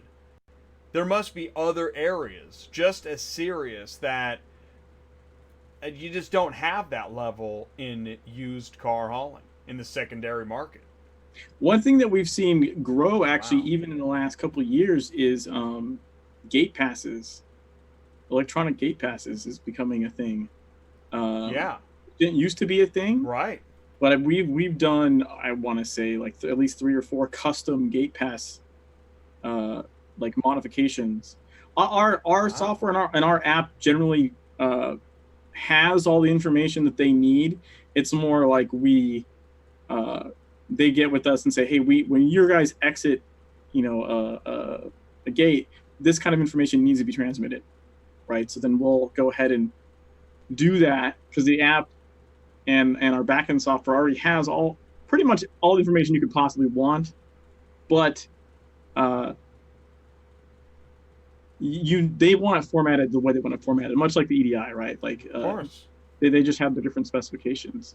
So we electronically do gate passing for a variety of different places, and that's, like I said, that's brand new. Like, we just made one, I think, like a Porsche gate pass in like the last 6 months or something. It didn't used to exist. They didn't used to require it. Boy, there's so much. There's actually a lot there, because number one, things are always changing. So you have to be the kind of company that is ready to take on another change and make it happen, right? You can't just have like a growing list of, we'll get to it, right? Right. You can't. We all do. Well, yeah. You have to start getting to it. But right, you have, exactly. And that list things can only get so old, right? Yeah. Right. Yeah. And the other thing is that what you just said about the gate passes, I think that's a huge part of things changing right now, because the number one thing changing, again, I'm talking secondary market, seems to be auctions. There's just a lot of changes happening. And so if you're going to be a car hauling software, if you've stepped up to the plate, you've got to be willing to take on those changes and know people, work with them, and actually make the changes. Otherwise, you're quickly going to become the next dinosaur. Yeah, I would say in my experience, at least with the conference calls I've been on for these kind of changes, oftentimes they're basically group calls with a processing center or manufacturer that's like, hey, this is what's happening. We need everyone to be in compliance by this target date, and maybe it's 3 months out, maybe 6 months out, because they realize bigger companies are not going to necessarily move at a fast pace. But generally speaking, we're pretty much first people done with our homework. And in my experience from those calls, it's everyone else is like, okay, yeah, 3 months, okay. So it's been 2 days. We're ready to test. Is anyone ready to test? Like, let's go. I like it. GoPhore Auto Carrier Software. The first guy's done with their homework. You got to go for it. You got to go for it. That's awesome. Hey man, show us. Let's do this. I want to see some of the mobile app. Are you ready to show us some mobile app? Yeah, I think Niles actually has it queued up on his screen share. All right, Q. Let's do that, and then we can get into some more of the FAQ stuff. All right. Yeah. Do you see the screen? I see the screen. Yes, I'm ready. All right. So whether it's Android or Apple device, you'll log in or you'll open the app after you download it, and then every driver has a username and login, and they'll go ahead and punch that information in. And then you'll see this trip that we're logged into is the exact one that we just made in dispatch a few minutes ago. And you can see trip notes here. The driver, as soon as he logs in, he has to verify he saw the trip notes. And then he'll see exactly what you put on the dispatch trip on his device in the same exact order. Right. Yeah, you just added that, right? Yeah. Don't park in the driveway. There it is. Yep. Don't park in the driveway. Awesome, man. Yeah, I'd like to point out that as well on this screen, you can actually have on the screen prior, you can have notes underneath as well. So like when you're routing things, you can actually make those are stop lines. Those are the places the driver has to stop. But you can actually make lines in between that say something that's not a normal stop, like hey, you need to go wash your truck, or you need to go pick up something that's not like a car, not like a normal order. Like you can put additional lines as the dispatcher here that the driver would see before even arriving at a stop. Awesome. They can see a separate line telling them they need to go do something. Awesome. That's cool. I like that. And that's something that's based off of like actual, it's developing this with users of the system. They're like, hey, we need to do this. I was just going to say, because as a dispatcher, if you have multiple drivers, you feel like you constantly have stuff you need to tell them. Yeah. You do. And so if your technology can help you manage your constant communication, that's awesome. Yeah, so when you tap the pickup, you have all kinds of information there. If they need to call ahead, you can put that note. It'll have the contact information. The map button will actually interface with your device's Google Maps or an iOS map to bring up the location. Sweet. So yeah, the BOL button just brings up a PDF of the actual order. That's cool. I mean, sometimes you just want to see the BOL. Yeah, and in addition to that, since it downloads the PDF to your device, you can text it, you can print it, email it, whatever you need to as the driver. Like, oh, okay, they want a copy of it in this way. Yeah. Even if you're done with the site, like when you're done with the site, you can't re-arrive at it. That's something we lock out. Okay. Once you've outgated a site, you're like, I picked up everything, I'm done, I got my signatures, I outgate, it's locked. You can't go back in and change something someone signed for, right? That's that's kind of a no-no. Right. Well, and and the thing is, sometimes drivers get in a hurry or they feel some pressure about something. So sometimes things happen, and Yeah, I mean, there's always exceptions, and trust me, we deal with those as they come up. But by and large, you want to make sure that when someone signs that says, yes, this was cracked when it was picked up, that, someone doesn't go back in afterwards and add some additional cracks. Well, and really, you know this too. Once you've designed a good dashboard and a good mobile app, and it works and people know how to use it, you're robust. Now you're just focused on let's get more orders and more drivers and more trucks. Yeah. So now, if you want to arrive at the stop there, so when you arrive, like it brings up, and it like right in their face, and this is on request. He's got to touch that. He's got to touch it and like read it. He's got to click it. He's got to sign on the dotted line. He read what I said. That's awesome. So from here, you can tap the VIN to expand it. You can you can see your photos. You can take your photos. You can mark up the photos themselves. You can do your wireframe markup, all that kind of stuff. Up in the corner, actually. Oh, I went ahead of you. Oh, okay. You're doing the markup. Yeah, see, it rotates landscape for you to do the markup. That's sweet. Cool. Yeah. But up in the corner there, you see like the barcode scanner. Oh, yeah. Nice. Uh-huh.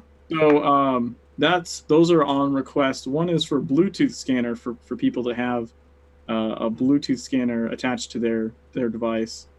And the other is like an additional device that attaches. Yeah. Oh, wow.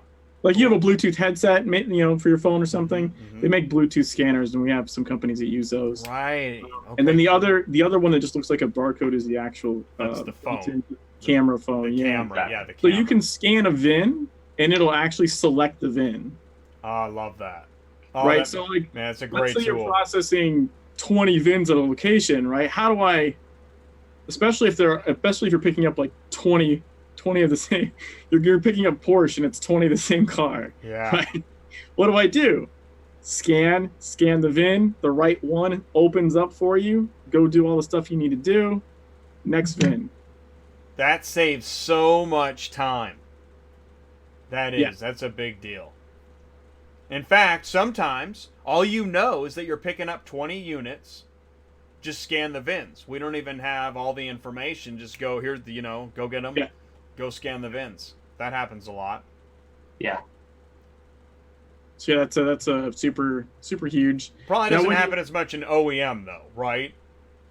In OEM, in OEM, you know what you're getting. Yeah, you know what you're getting. Yeah. Just from the EDI transmission, you should know. Right. It's a little less common, but and to attest to yours, so, if you have 20 and they're like, "Hey, come get them," the driver does have the ability to create an order from the app, and it backfeeds into the office with the scanned VINs and the status of that order.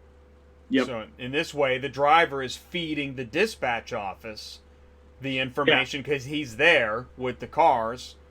Yeah.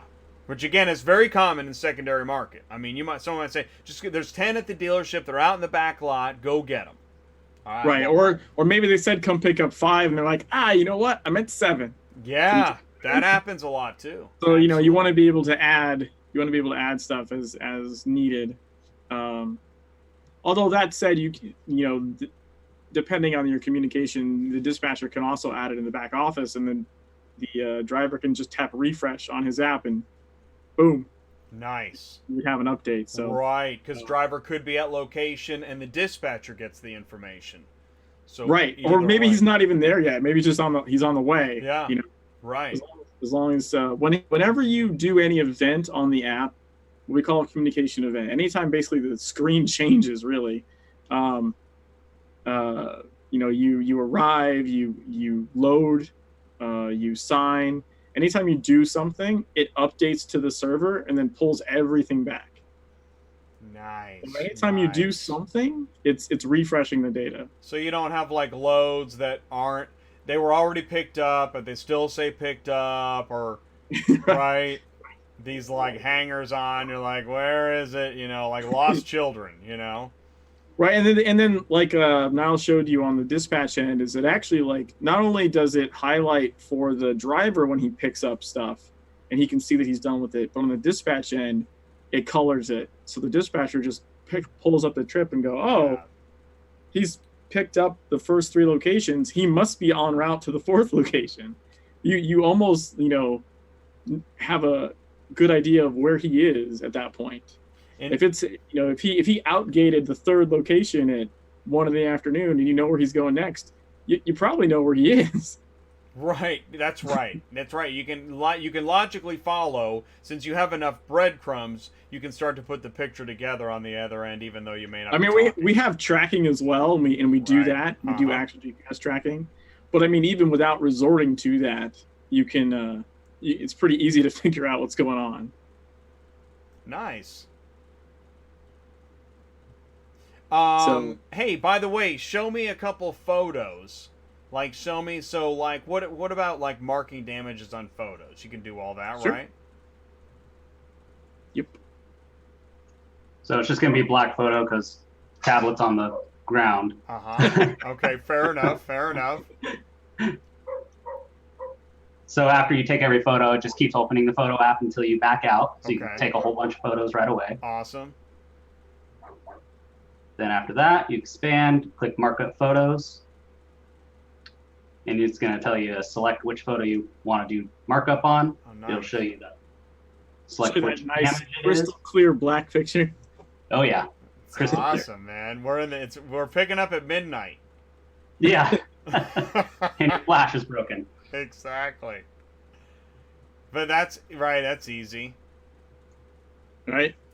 Save. Cool. There you go.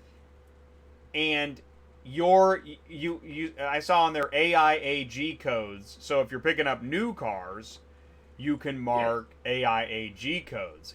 Once again, this is a software that works for used cars in the secondary market or new car OEM, and that's just. Yeah, I'd like to point out that so the Aiag codes has a section for just putting in codes, because they get like really specific. Yeah. Like not just a scratch, but severity of scratch. Severity of scratch. You know, like is it how long is it? How deep is it? There's different codes, right? Like where is it? Right. So windshield. Where is it? The type and the severity. Wow. But I want to point out that the type codes, that's the same codes we use on the wireframe markups. Right. So when you're marking up just a normal wireframe, and you're putting that, glass cracked, and you put it on the windshield, you're putting code 20. So it may not have the severity, but essentially even your wireframe markup is halfway to AIG already. If that makes sense. That is cool. Yeah, no, I like that. No way, it's intuitive. Yeah, it's consistent is the other thing. We don't have two different sets of codes for damages. Right. No, that is good. Right. So I follow you. And I saw that you had a place for signatures. Oh, what's this? Load vehicle. Yeah. Oh wow, you can specify which direction it's facing. Whether it's tied down. Yeah. I've never seen that. Yeah, that was actually a request from a client. Wow. Because now we just default it because there are plenty of people and places don't use it. Right. So if you don't use it, doesn't matter. You can just ignore it. But that's actually was on request. Some people want to say, pretty cool. Hey, this is position number 3. It's facing reverse, and we didn't tie it down. We want to know that. Wow. Same thing with the keys. I personally wasn't aware that the keys thing was a big deal, but really, right, and you don't see it all the time, but once again, I've seen where that could be important to somebody. Yeah, well, I guess it matters more if there's multiples. There's just like for whatever reason, there's three copies of the key going with the car. You want to make sure that if you sent it with 3 keys, it gets there with 3 keys, and one doesn't vanish somewhere. You kind of want that. So that's kind of the point of that. How about this? Here we go. Here's a pop quiz. What about autofill? So I've delivered to this guy before. Do I need to re-enter his whole address? When? Oh no. No. Not in like I maybe it didn't pick up from Niall's demo earlier, but even when you import an order like the central dispatch to BOL, like the PDF, even when you import that, if that address doesn't exist in the system, it makes that address and puts it in the system. So now you have it. Oh wow. right? So you're not retyping that. You're not typing it in the first place. It's importing it. Right. Smart. But you're not retyping it either. You would just, type in the name, because and go, oh, okay, there it is. I'm going to use that one. Yeah, I mean, the driver hates that when they got to retype stuff, and you need a smart contacts book. Smart contacts. Yeah. Does it have smart contacts? Just tell me. It has you just start typing the name, and if you've done business with them before, it'll give you the result. Oh, thank goodness. Okay, good. Yeah, it's very searchable. It saves. Does it save the driver's signature? He doesn't have to sign every time, does he? No, the driver. So you don't sign per car. You would sign per stop. Oh, okay. But the driver does sign when the customer signs. Okay.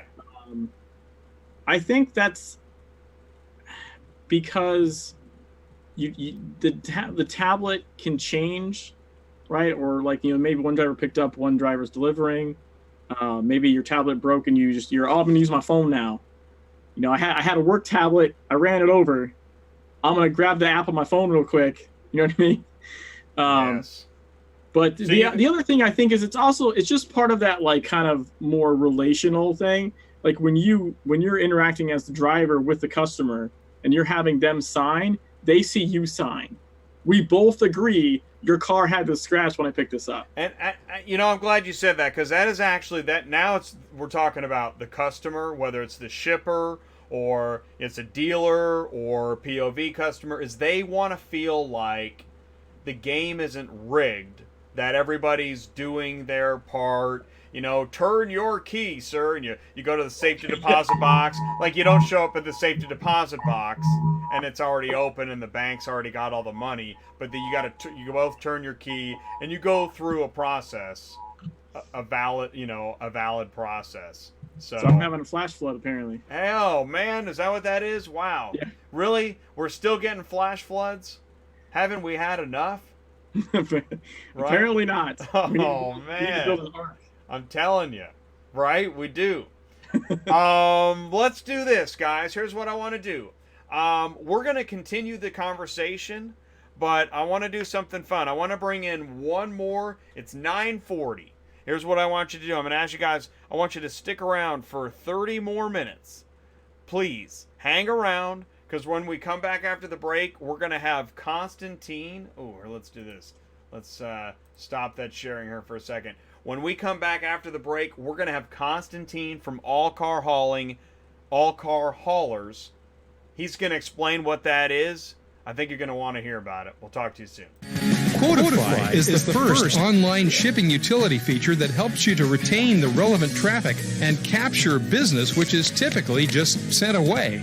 It instantly allows your visitors to see multiple shipping companies' rates and live reviews with an option to book the shipment now or email it for later.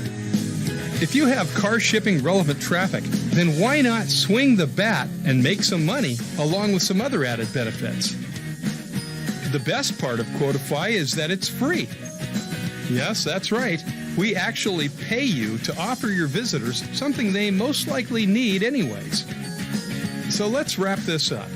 It's a totally free utility feature that will increase your site visit times, lower your bounce rates, increase return rates, and we even pay you to use it. Sounds too good to be true. It's not. Sign up today or call now to speak with a commercial account specialist.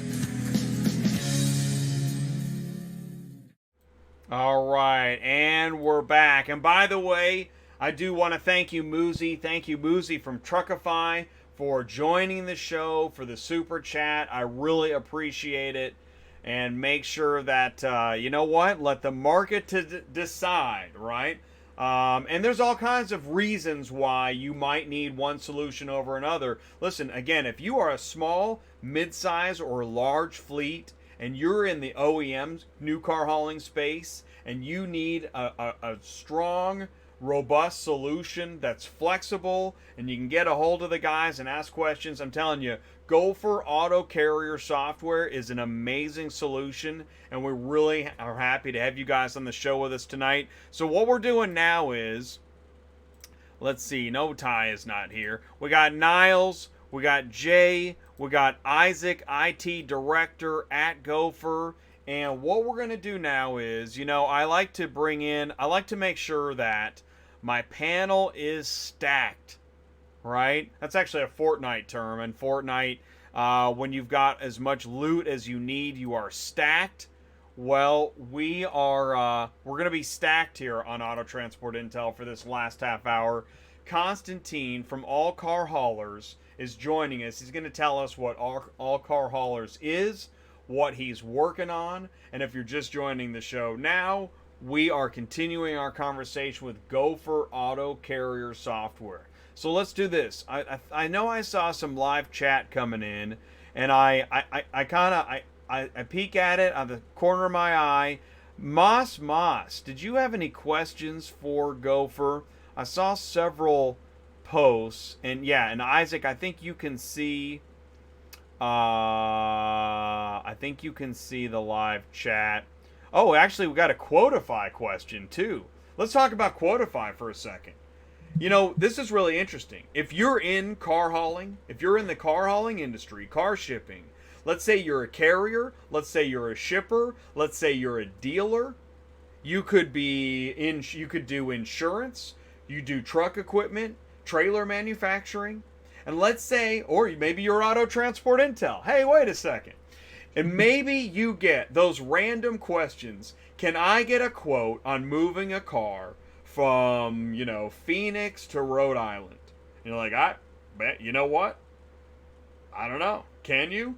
Well, rather than wondering, you can use Quotify on your website and help customers that are looking for car shipping quotes, and it's just a pop-up, adds into your website, and now you can serve that market in your website without lifting a finger. You just find out more with Mark at Superflow Systems. Here, let's put in the so you want to talk to Mark. Isn't that kind of cool? I mean, I think that's amazing. I think it's really smart.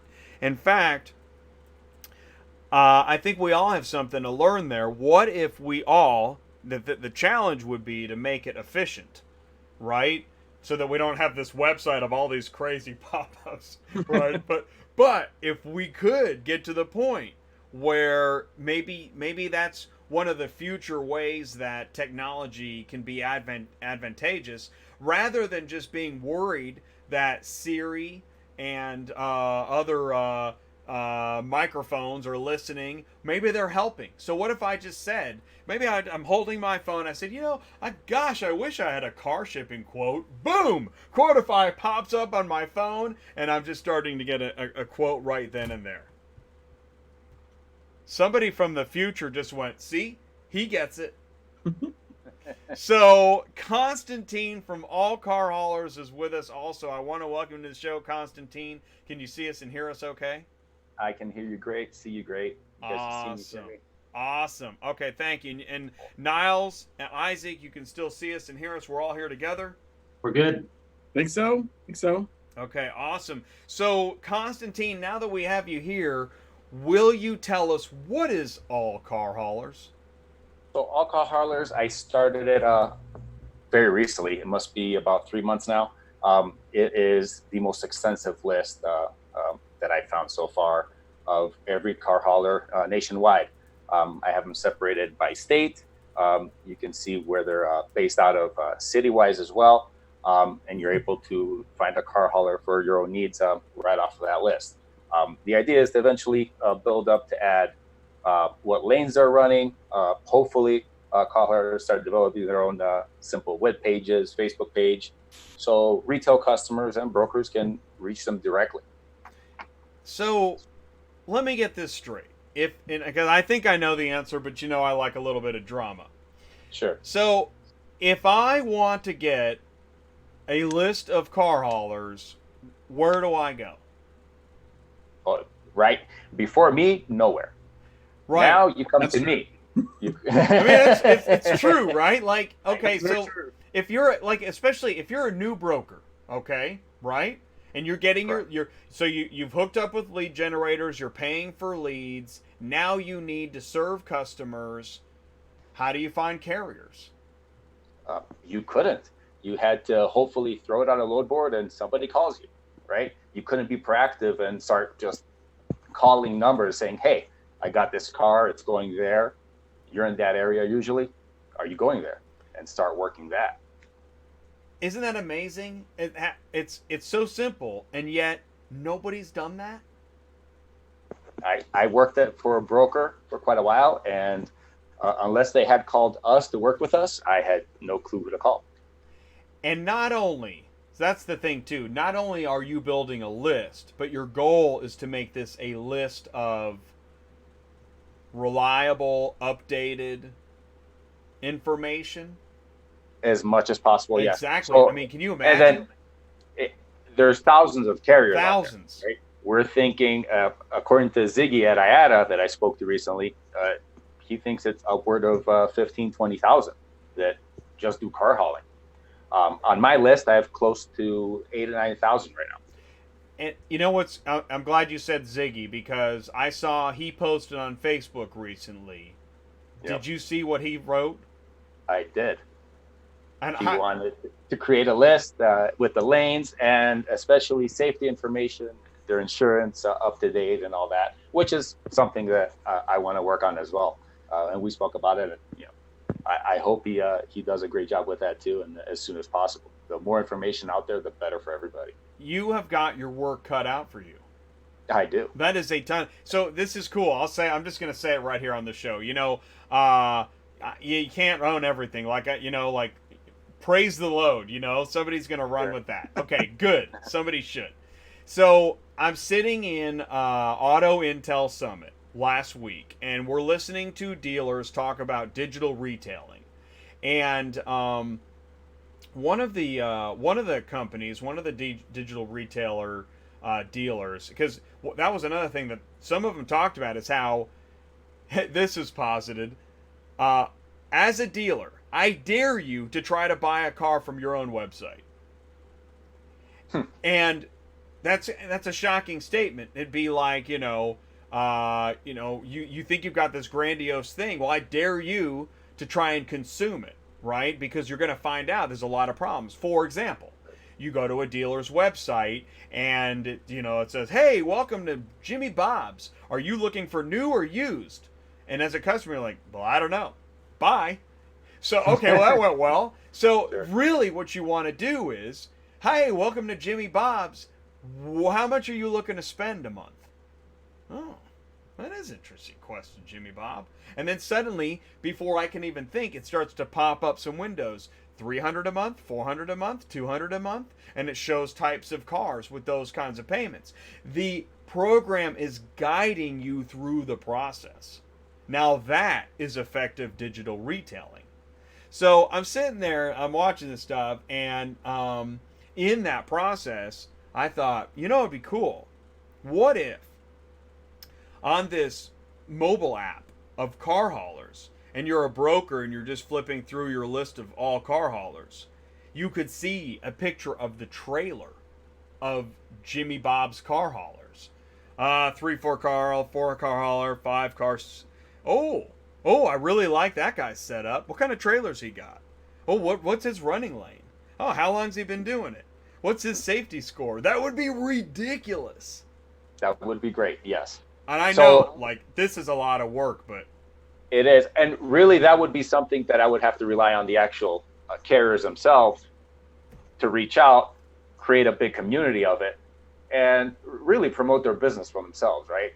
Creating a Facebook page. A lot of them don't even have that. And I know Ty pushes them to be more business-like and teaches them how to do it, right? So that's part of it, putting your name out there, putting your face out there and your business out there. Well, and I want to say this is that, and I'll tell you what, by the way, Niles and Isaac, I'm thinking about this stuff and I'm thinking, this is a great application for, you can almost crossbreed these lists of, if you've got all these lists of car haulers, and also I was thinking, obviously like Market Superflow, now I'm just free forming, but I mean, when we've got groups with great technology, and I don't believe anybody can truly be just end-to-end control the world and be Dun, dun, dun, dun. I think that, you know, we all have our niche, and we overlap and connect and network,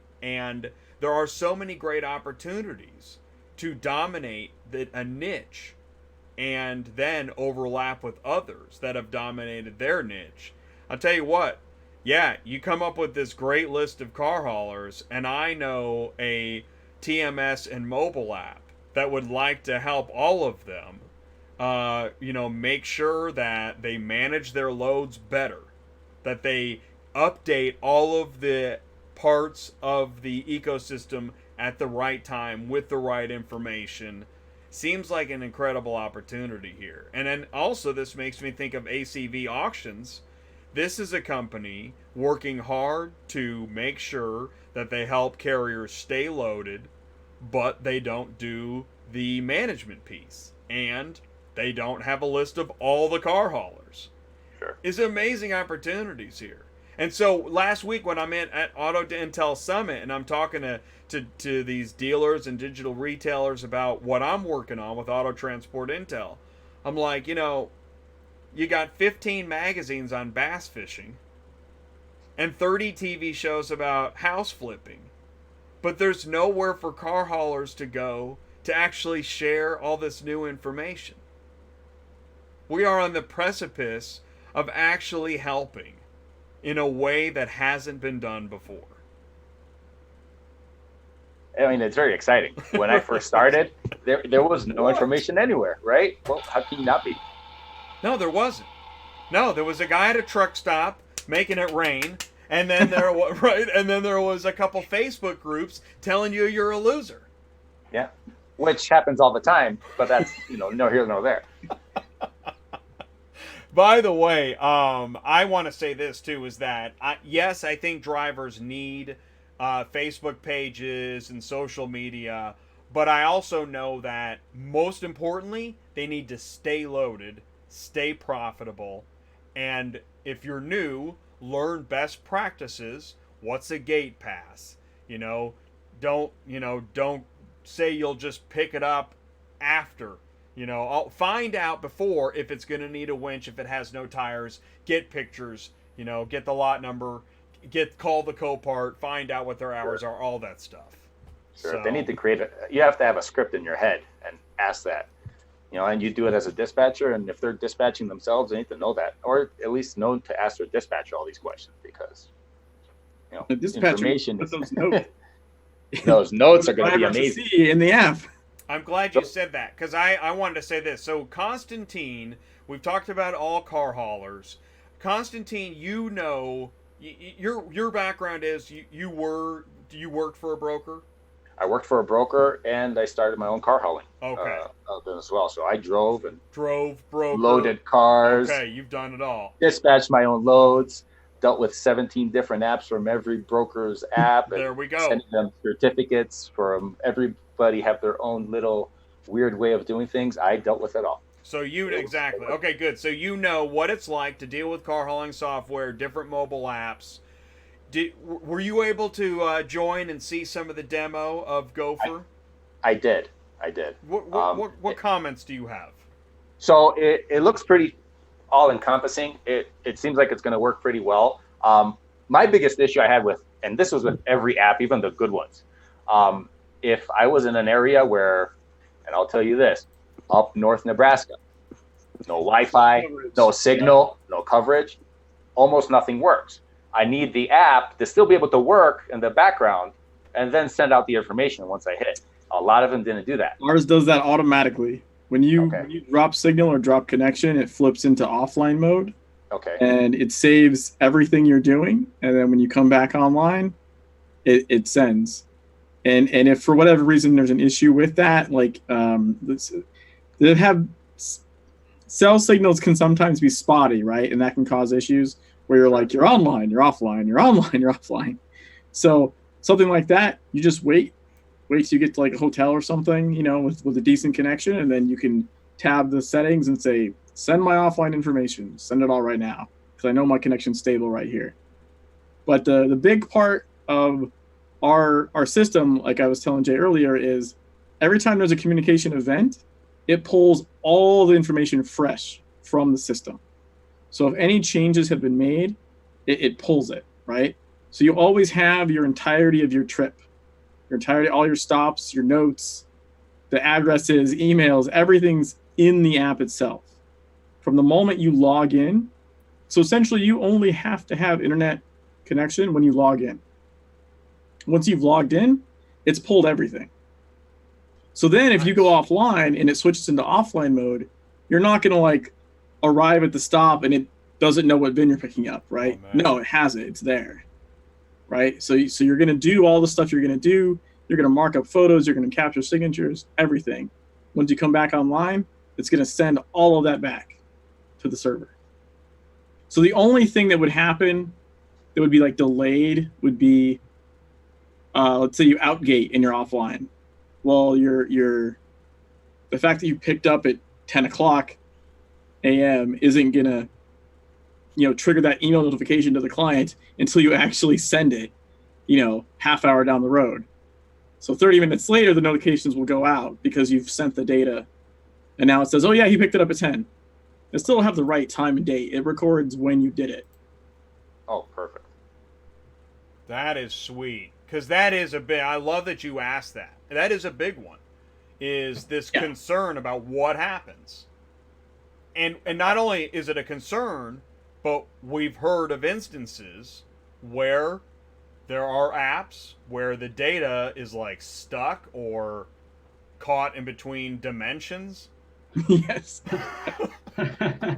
Yeah, and that in particular is exactly why we have like a settings button with a push my offline data button manually, because there you can only account for so much automatically. You need that ability to be able to say, like, you know what, no, I know something didn't send, let me go and push everything.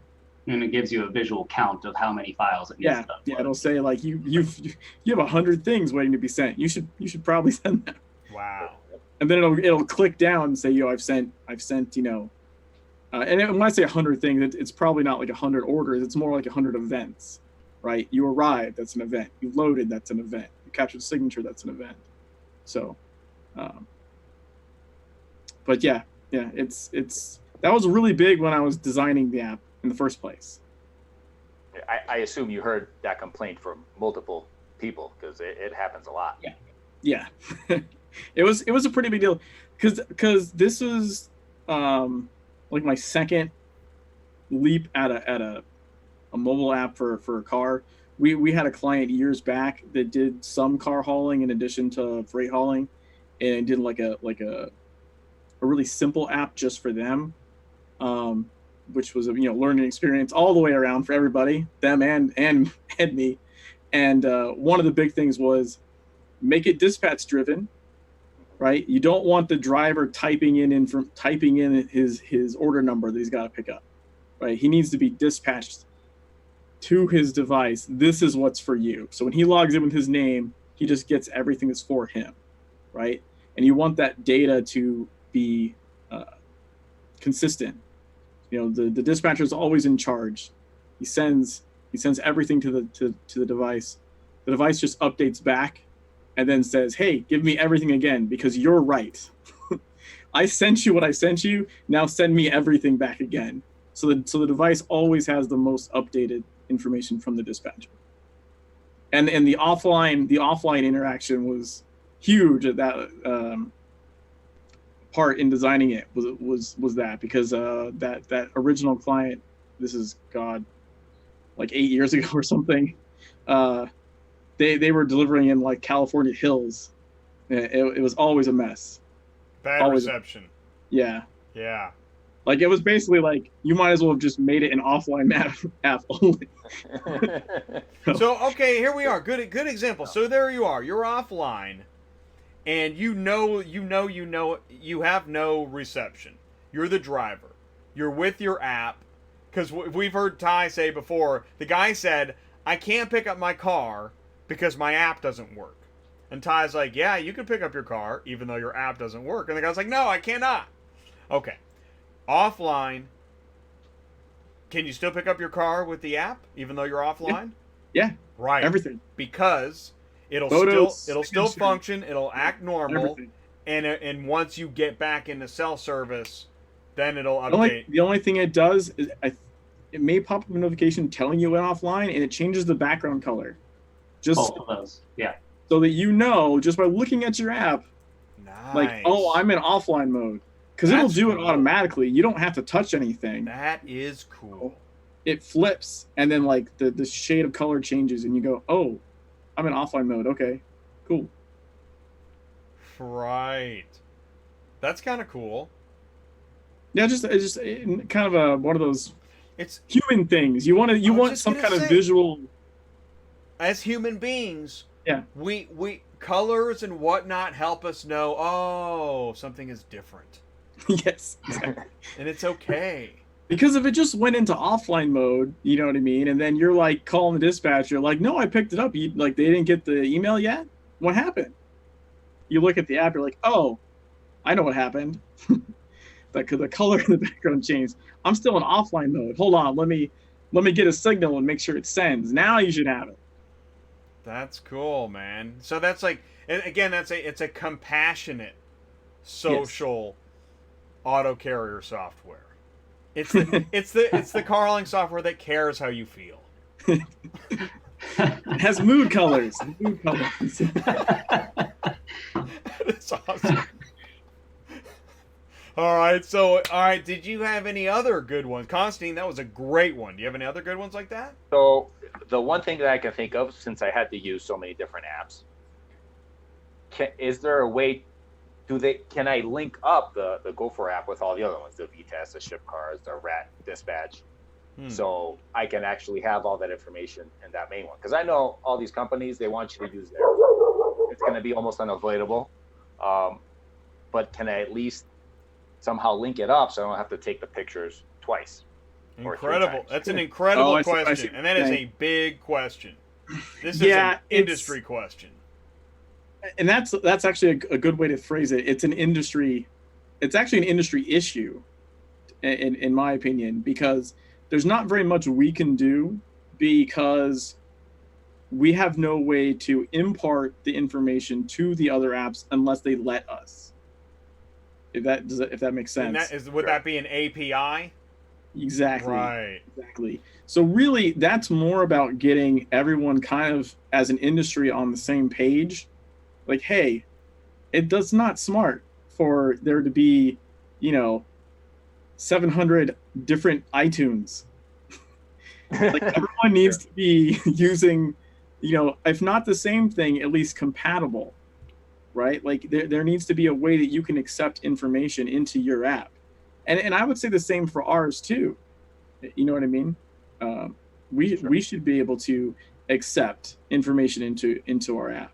But that I don't think we're quite there yet. I think it's still a little bit Wild West right now as far as the apps go. Mm-hmm. I think everyone's trying to elbow to be that, to be that one. Could it be? I mean, I guess the only way to really do that right now is like you get the one dispatch, and then you export it as a PDF, and then you import it and attach it. That'd be the only way to. It's not. It's not. Well, because your other app has to be able to accept information in. Does that make sense? And this is really what we're getting at here. Let's say you pick up a car for Cars Arrive. All right. You get a Cars Arrive dispatch. You're picking up and delivering for them. They want you to use their app.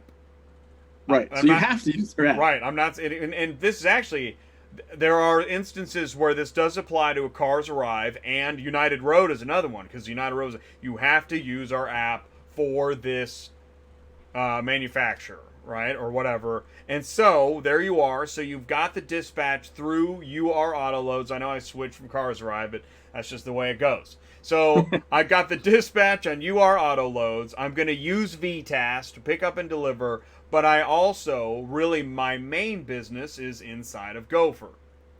So how can I update and maintain my main business GoPhore system with this UR Auto Loads dispatch? And the answer is, unfortunately, send the dispatch sheet, save it as a PDF off UR Autoload, send it over to GoPhore, import it. But now that I've done my, I guess you have to use both apps to pick up and deliver. Isn't that right? Isn't that the essentially the problem? That's what I've seen a lot of clients that do. A lot of work for those brokerage websites is in the notes for the trip, they'll say, hey, or for the BOL more so, hey, for this order in particular, make sure to use the UR, app too. Use the Cars Arrive app. Yeah. In addition to GoPhore, because we want the information for our accounting purposes, but they want their app side stuff too. Yeah, I honestly I feel like something's gonna give there. Something's got to give there.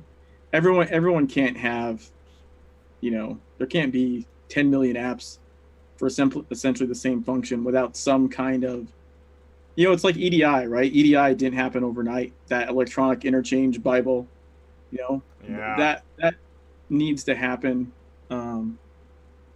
because, if you take a photo in our app, the photo's on your device. You're free to do with it what you want, So you could open up the other app, but then on that other app, does it let you pick from the camera? Does it let you pick a image you already took?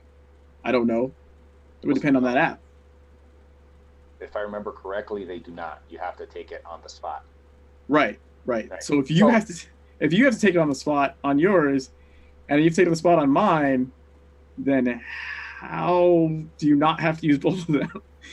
Yeah, you literally do, don't you? Yeah, that sucks as a driver, doesn't it? Yeah, especially with some of the apps that are really slow and bad with.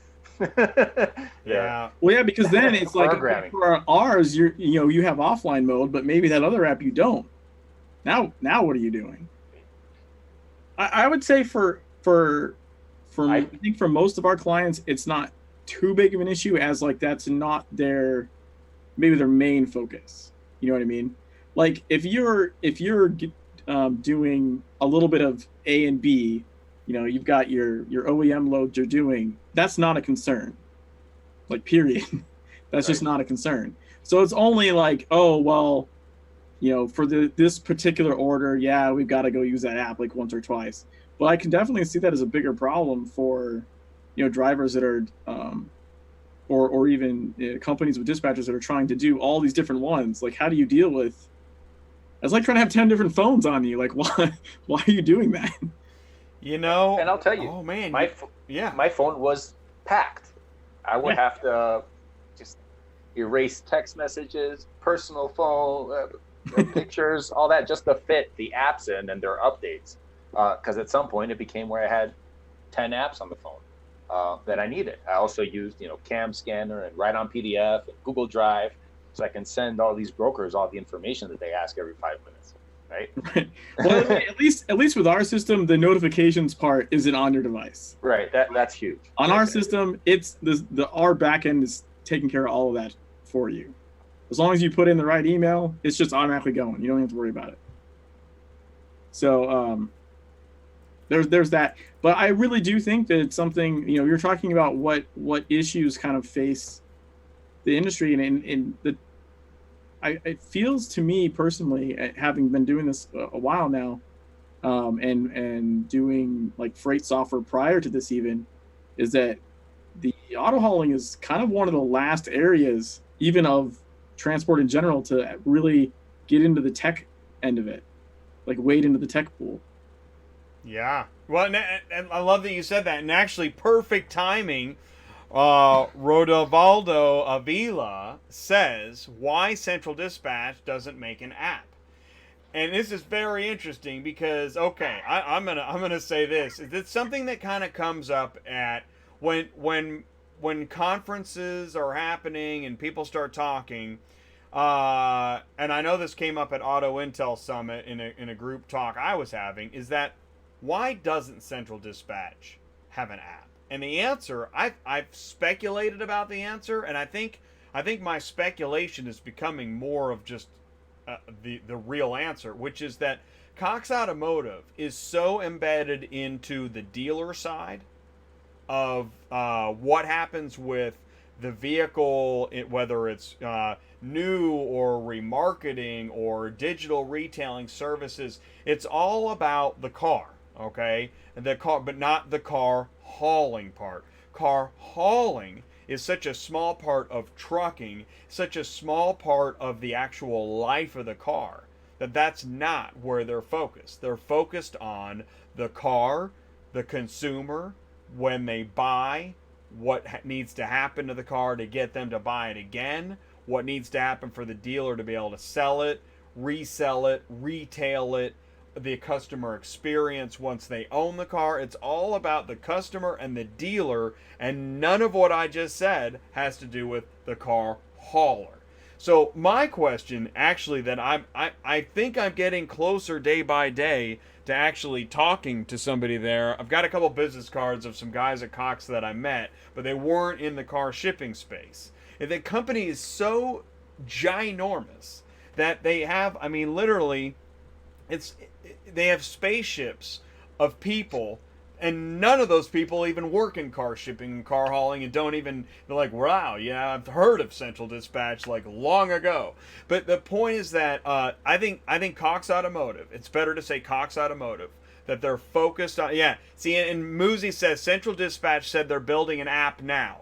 I'll tell you what, Muzi, and I got more speculation on this because I know somebody that was in a meeting that they were getting feedback about Mannheim, and it was so behind what we're even talking about. There are people that may or may not work around said company, I'm speculating, that know very little about what we're even talking about right now. Because they're so, where was my dealer side? They're so focused on the customer and the dealer and not the car shipping. They're literally like two worlds apart. And I think that it's probably the fact that there is no Central Dispatch app now signals it is too late. It is not going to happen. I have talked with guys that are millionaires and talked about getting into the auto transport space because, as you said, Isaac, how is it that we're like the last bastion of like technology? Exactly. We're the only industry left where we're still like carving stone tablets while we work. It's insanity. So, but these millionaires are realizing it's maybe too late because people at the same moment, we're all like waking up. Constantine, you are waking up to a new... The fact that all car haulers doesn't exist, or does now, but didn't before, is crazy. Name another industry where you couldn't get a list of people. Yeah, that's...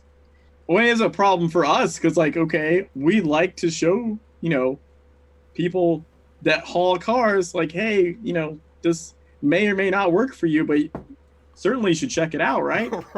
Right. At least give it a look, see if it fits to what you're doing, how you do your business, or see if it could with some tweaks. And it's interesting. So I think Rodavalda is saying this, that it'd be great if Central Dispatch built an app. Really? Would it? I don't think so. I don't think so either. Here's what I think needs to happen. I say don't do it. They need an API. Keep doing what you're doing. They need an API. Keep overcharging for Central Dispatch. Look, like I said, it needs to be an agreed upon format. So it doesn't matter what app you use, right? That's the important part. Not that someone makes an app that everyone uses. And where the information coming from and people accepting the information needs to be standard. So why is that person making you use their app? Why? And that's exact. The problem is, Rodavaldo, what we're saying is, if they build an app, then it's just one more app. aren't they going to force you to use that too? Don't we have enough walled gardens? Yeah, you really need the data. Like, so for instance, for the OEM perspective, right? Ford doesn't make you use a Ford app. Porsche doesn't make you use a Porsche app. Great point. Right? Chrysler, and any of the ones that we work with, they don't say use our app. We have to jump through massive hoops to be connected with them and get that electronic information, and then our app gives them the info they need. They have no interest in an app; they just want the information. And by the way, one of the things Ty mentioned when we were talking earlier, many 7 years ago, is that we were talking about how there are dealers saying They are being forced to use technology they don't want to use. Nobody wants to be forced to use a technology they don't want to use. Already, drivers know they're overpaying for a electronic phone book list of loads that may or may not be available. It's time to get out and let people that believe in building technology every day for the right reasons to take over. Focus on the car customers and the dealerships and all that stuff. I know it's kind of harsh, but you know what? I'm going to tell you something right now. My repo hammer is over there somewhere. I met Jesse at PAR North America. They are a giant asset relocation and recovery organization. If there's a PAR North America, there must be a PAR South America and a PAR European Union, and I'm guessing they got like world domination of asset recovery. And I said to her, you know, there's a reason I've got a repo hammer, and that's because moving a repo car sucks for the car hauler. And I'm not telling you this to like be snide and have fun and now we hate each other. I'm telling you that I know how hard it is. Now I know, because I've said this. I know how hard it is for the repo lot owner. He sees his margins going down. The car hauler doesn't see the value in moving the repo car. Who's winning in this deal? And you know who it is? It's the guy that doesn't pay his bill for 6 months. And why are there millions of people buying and leasing cars they don't plan on paying? How is, I mean, there are, well, how are they getting goodness, there are so many people. It's ridiculous. Which brings me to subprime loans and the housing market. And, I would say, okay, who's giving them the lease? Let's relax. Place? Stop giving them the car. So, you know, and you know what's so funny? What you just said? That's where technology is headed.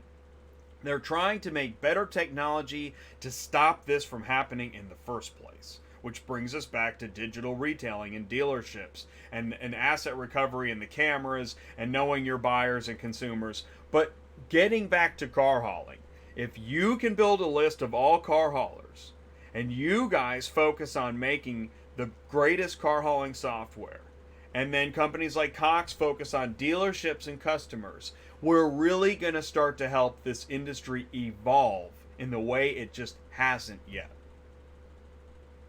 Yeah, I think honestly, in my opinion, the biggest thing that has to change is the whole, like you said, walled gardens. Like you can't have 20 apps.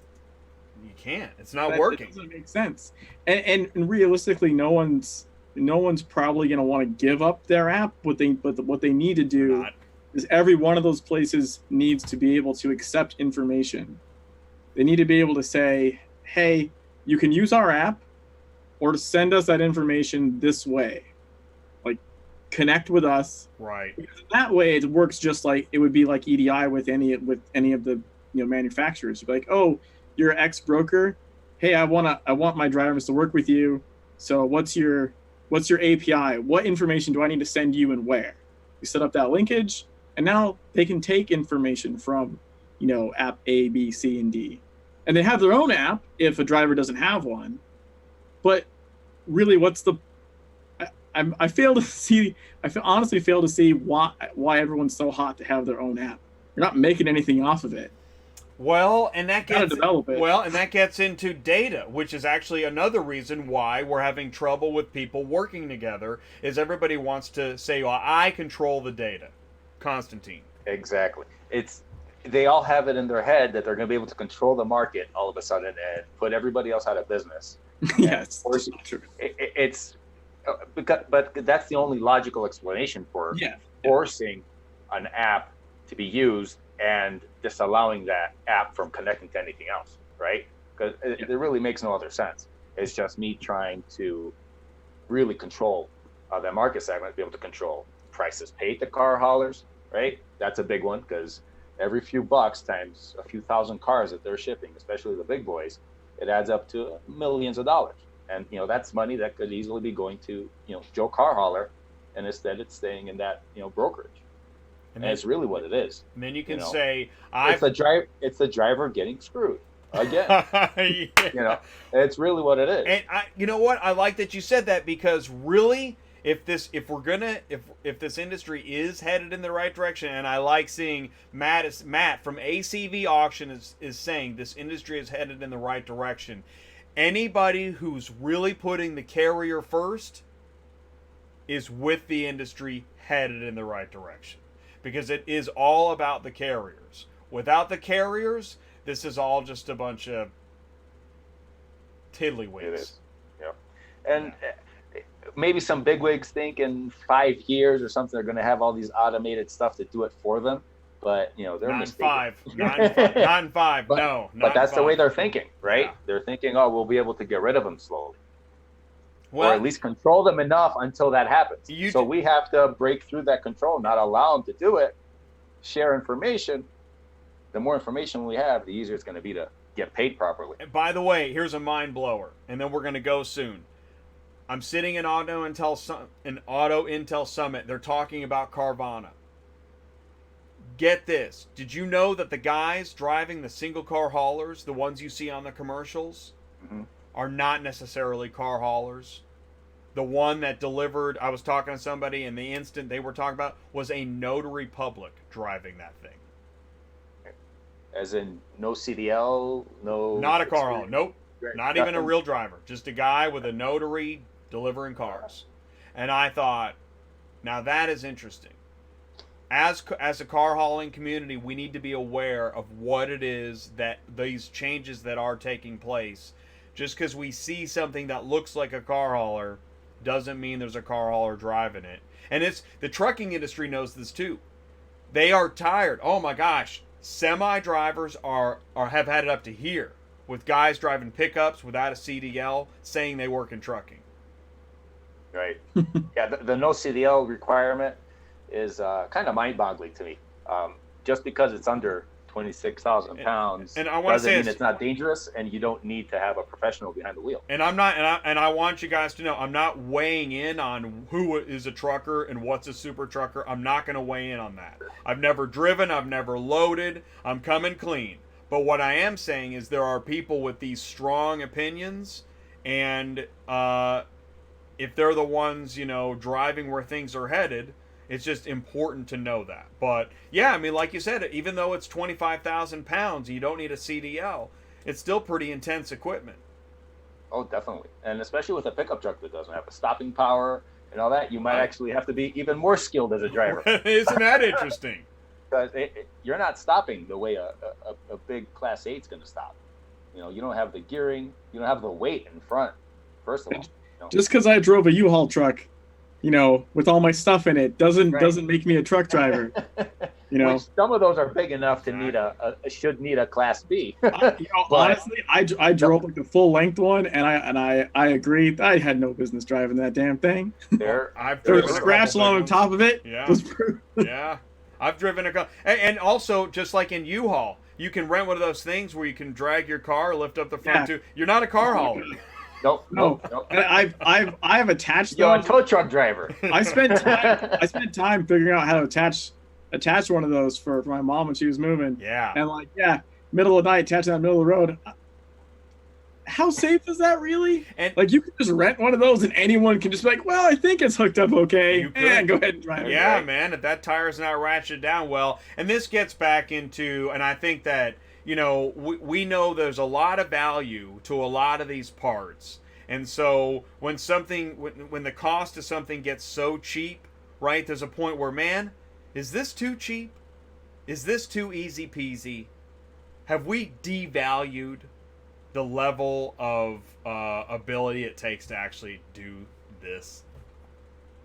So we got to be careful, man. We got to keep people educated, and I love Constantine. I love what you're working on. I can't wait to hear more about it. And Niles and Isaac, I love the demo. What you're showing me tonight, it's awesome, and I can see people curious to know more. So I'm going to say this before I let you guys go. If you have a question for GoPhore, you can go to sales@gophore.com. Send them an email. Visit gophore.com. And hey, Constantine, if people want to hear more about what you've got, all car haulers at gmail.com, is that right? That is correct. Also, info@allcarhaulers.com. All right, They can find me on my Facebook page. I answer messages within a couple hours at max on that. And then just send me all your info. If you're a car hauler, if you're not on there, I'll put you on that list within 24 hours. Cool, man. Let's see. That's the info there. Thank you guys so much. Thank you. Jay, thank you. Thank you. Congrats on the FVL speaking engagement you got coming up. That should be fun. Yeah, that's going to be amazing. That's going to be another mind. Are you going to be able to get video and post that up for us? So I'm when I go live and I'm away from my desk here, it's dicey. Last Tuesday night I went live. I'll be live Tuesday night in Baltimore, but I have no idea what it'll be like or the quality. But I think what I have learned is that I've got to open less windows when I'm off location, or rather on location. I'll have to contact Scorsese about the differentiation. But yeah, I have less capability given the equipment that I've got, and I hope to change that over time. So Sure. I'll make a shorter show. But yeah, that should be really interesting. I appreciate that. Yeah, I'm really looking forward to sharing that. And this has been really fun. And I think that once again, what we're seeing here, and that's why I'm so proud to host this show every Tuesday night, is that to talk about these things. If we actually get to a point where we have like some kind of global app conference in car hauling or something, right? Wouldn't that be great? Because we need it. Awesome. We got to start talking about what are we going to do. Yeah. Like a summit conference or something. The mobile app summit. Yeah. Just yell at everybody. Everyone needs to get on the same page. TMS summit. What is this? Is it car hauling software summit? Yeah, probably just the software in general. Like everyone really does need to, it had to happen with the freight industry at some point, right? The standards didn't come out of nowhere. Right. I think everyone needs to, and I mean, EDI standards are used by the OEMs for stuff like this. So it's not like stuff doesn't exist, but everyone kind of does need to, stop Wild Westing it up, and just look to what's there. Look to what's already there. You know what? And here you go. Here you can take the first step. Tom says, I love the demo, but I don't know if it makes sense for an owner-operator with one truck. I'd agree with that. An owner-operator with one truck may not be the best fit. It also depends if you're looking to expand. Because what I would say is, you would essentially have to be your own dispatcher, right? So you would do the dispatching part and then take your phone and go do your thing, or just have your laptop in the truck and do both things. But what it would give you is that same technical level. You can offer those services. You can say, I can do EDI, right? I can do EDI, I can do notifications automatically. I can do a PDF emailed to you the second it's delivered or picked up. You know what I mean? Do tracking. You can do tracking. So you essentially, those services, it's not something that like you have to take care of. That's what our software does for you. So it essentially lets you say, I do this now. Mm-hmm. And builds that foundation to where when you're ready to scale up, you already have the habits on how to use the system properly to scale your company up. And here's the thing is that, so I've used several different car hauling software, and I could say this is that if you do go with a simpler solution and you are able to grow your company, now you have a new decision to make. Because not all car hauling software scales the same way. So it is. I mean that. Well, then you're also you can end up suffering, I guess, the growing pain of actually transferring to a software that's going to work for you later. And what do I do? I have file cabinet A and I want to move to file cabinet B, but they're not the same. You have to go through that transition process. Which we've done with clients. We've had clients come to us from other stuff, and you have to import, old orders and different formats, and so I mean it's a thing. It happens. Well, maybe this is something else we can put on the agenda at Car Hauling Summit 2020. Most definitely. But yeah, I would say that the biggest thing is like the driver with 10 apps is just ridiculous.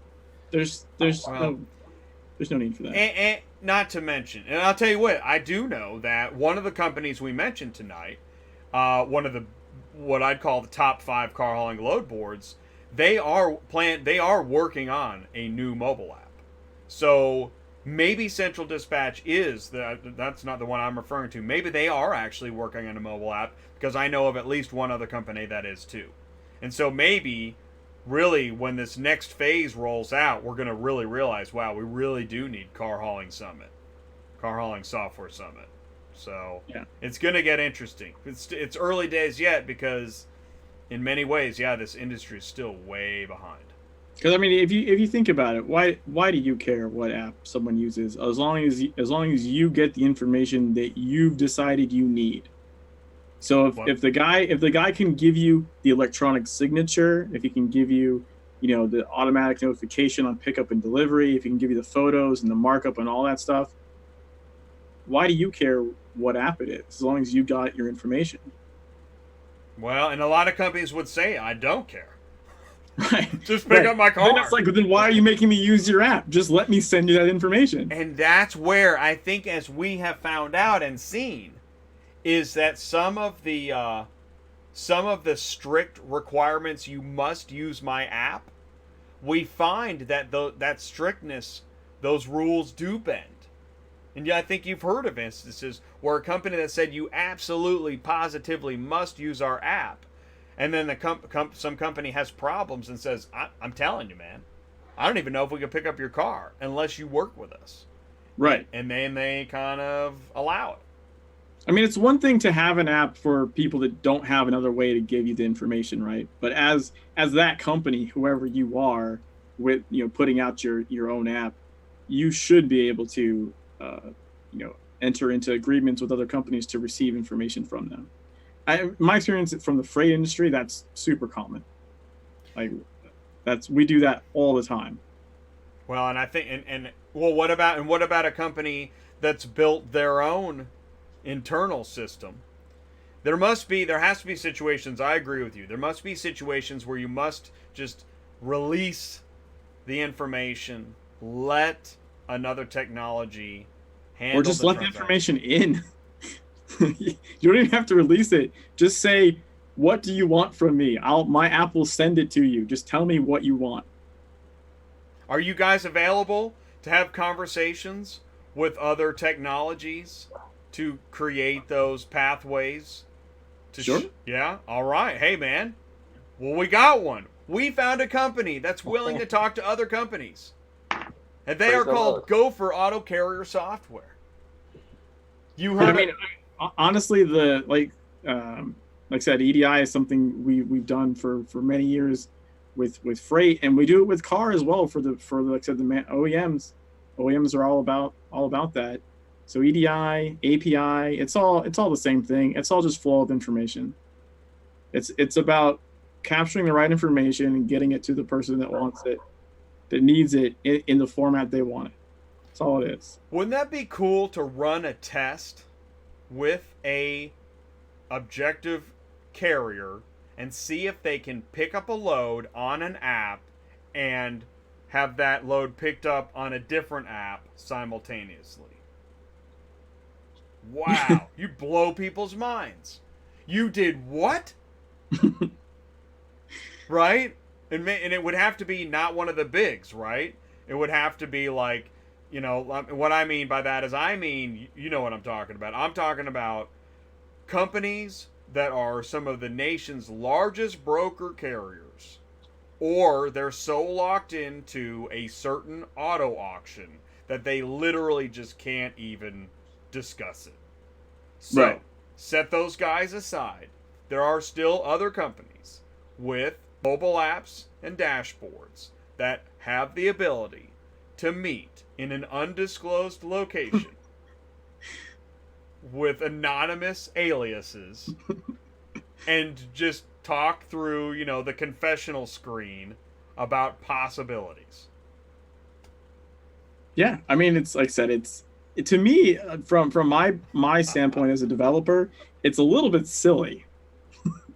You know what I mean? It's just it gets a little bit silly.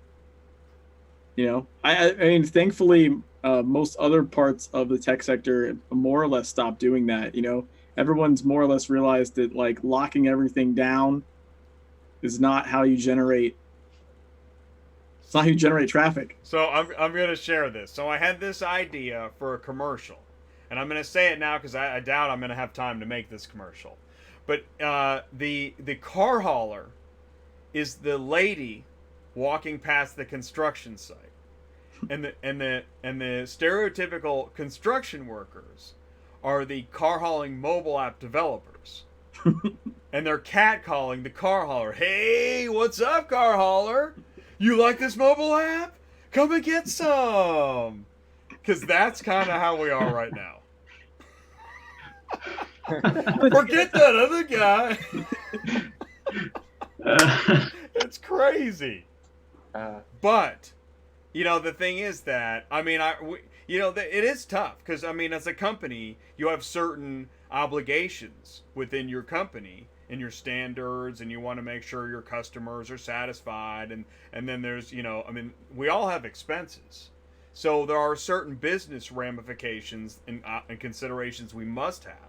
But at the same time, this problem of having to have 8 phones with 20 apps and all that stuff, there must be some in between ground. Yeah. So that's awesome, man. I'm glad we talked about it. And this, I'm just gonna say this. I'm gonna guess this is the first live YouTube show where this conversation has actually happened. And it's, give you the award. And it's 20. Where it goes to. And it's 2019. It's 2019. Yeah. So, well, that'd be great. Well, let's talk about that. If we can make that happen, GoPhore has a seat at the conference table.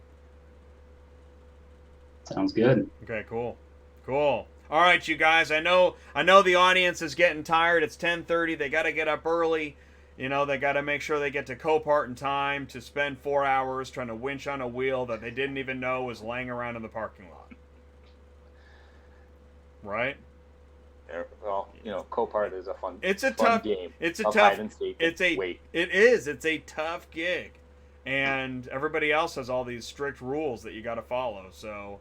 And then, you know, the guys are going to be working busy at the scales. And then your ELD's going to be going crazy, right? This little egg timer that you can't stand, you know, and then all that other stuff. The clock is ticking. So listen, guys, we're signing off. Thank you so much for joining us tonight. And I hope you guys have a great day tomorrow. Thank you so much for joining me. Thanks for having us. All right. Peace out, guys. I am now adjourning this meeting. Jink, jink. Need my repo hammer.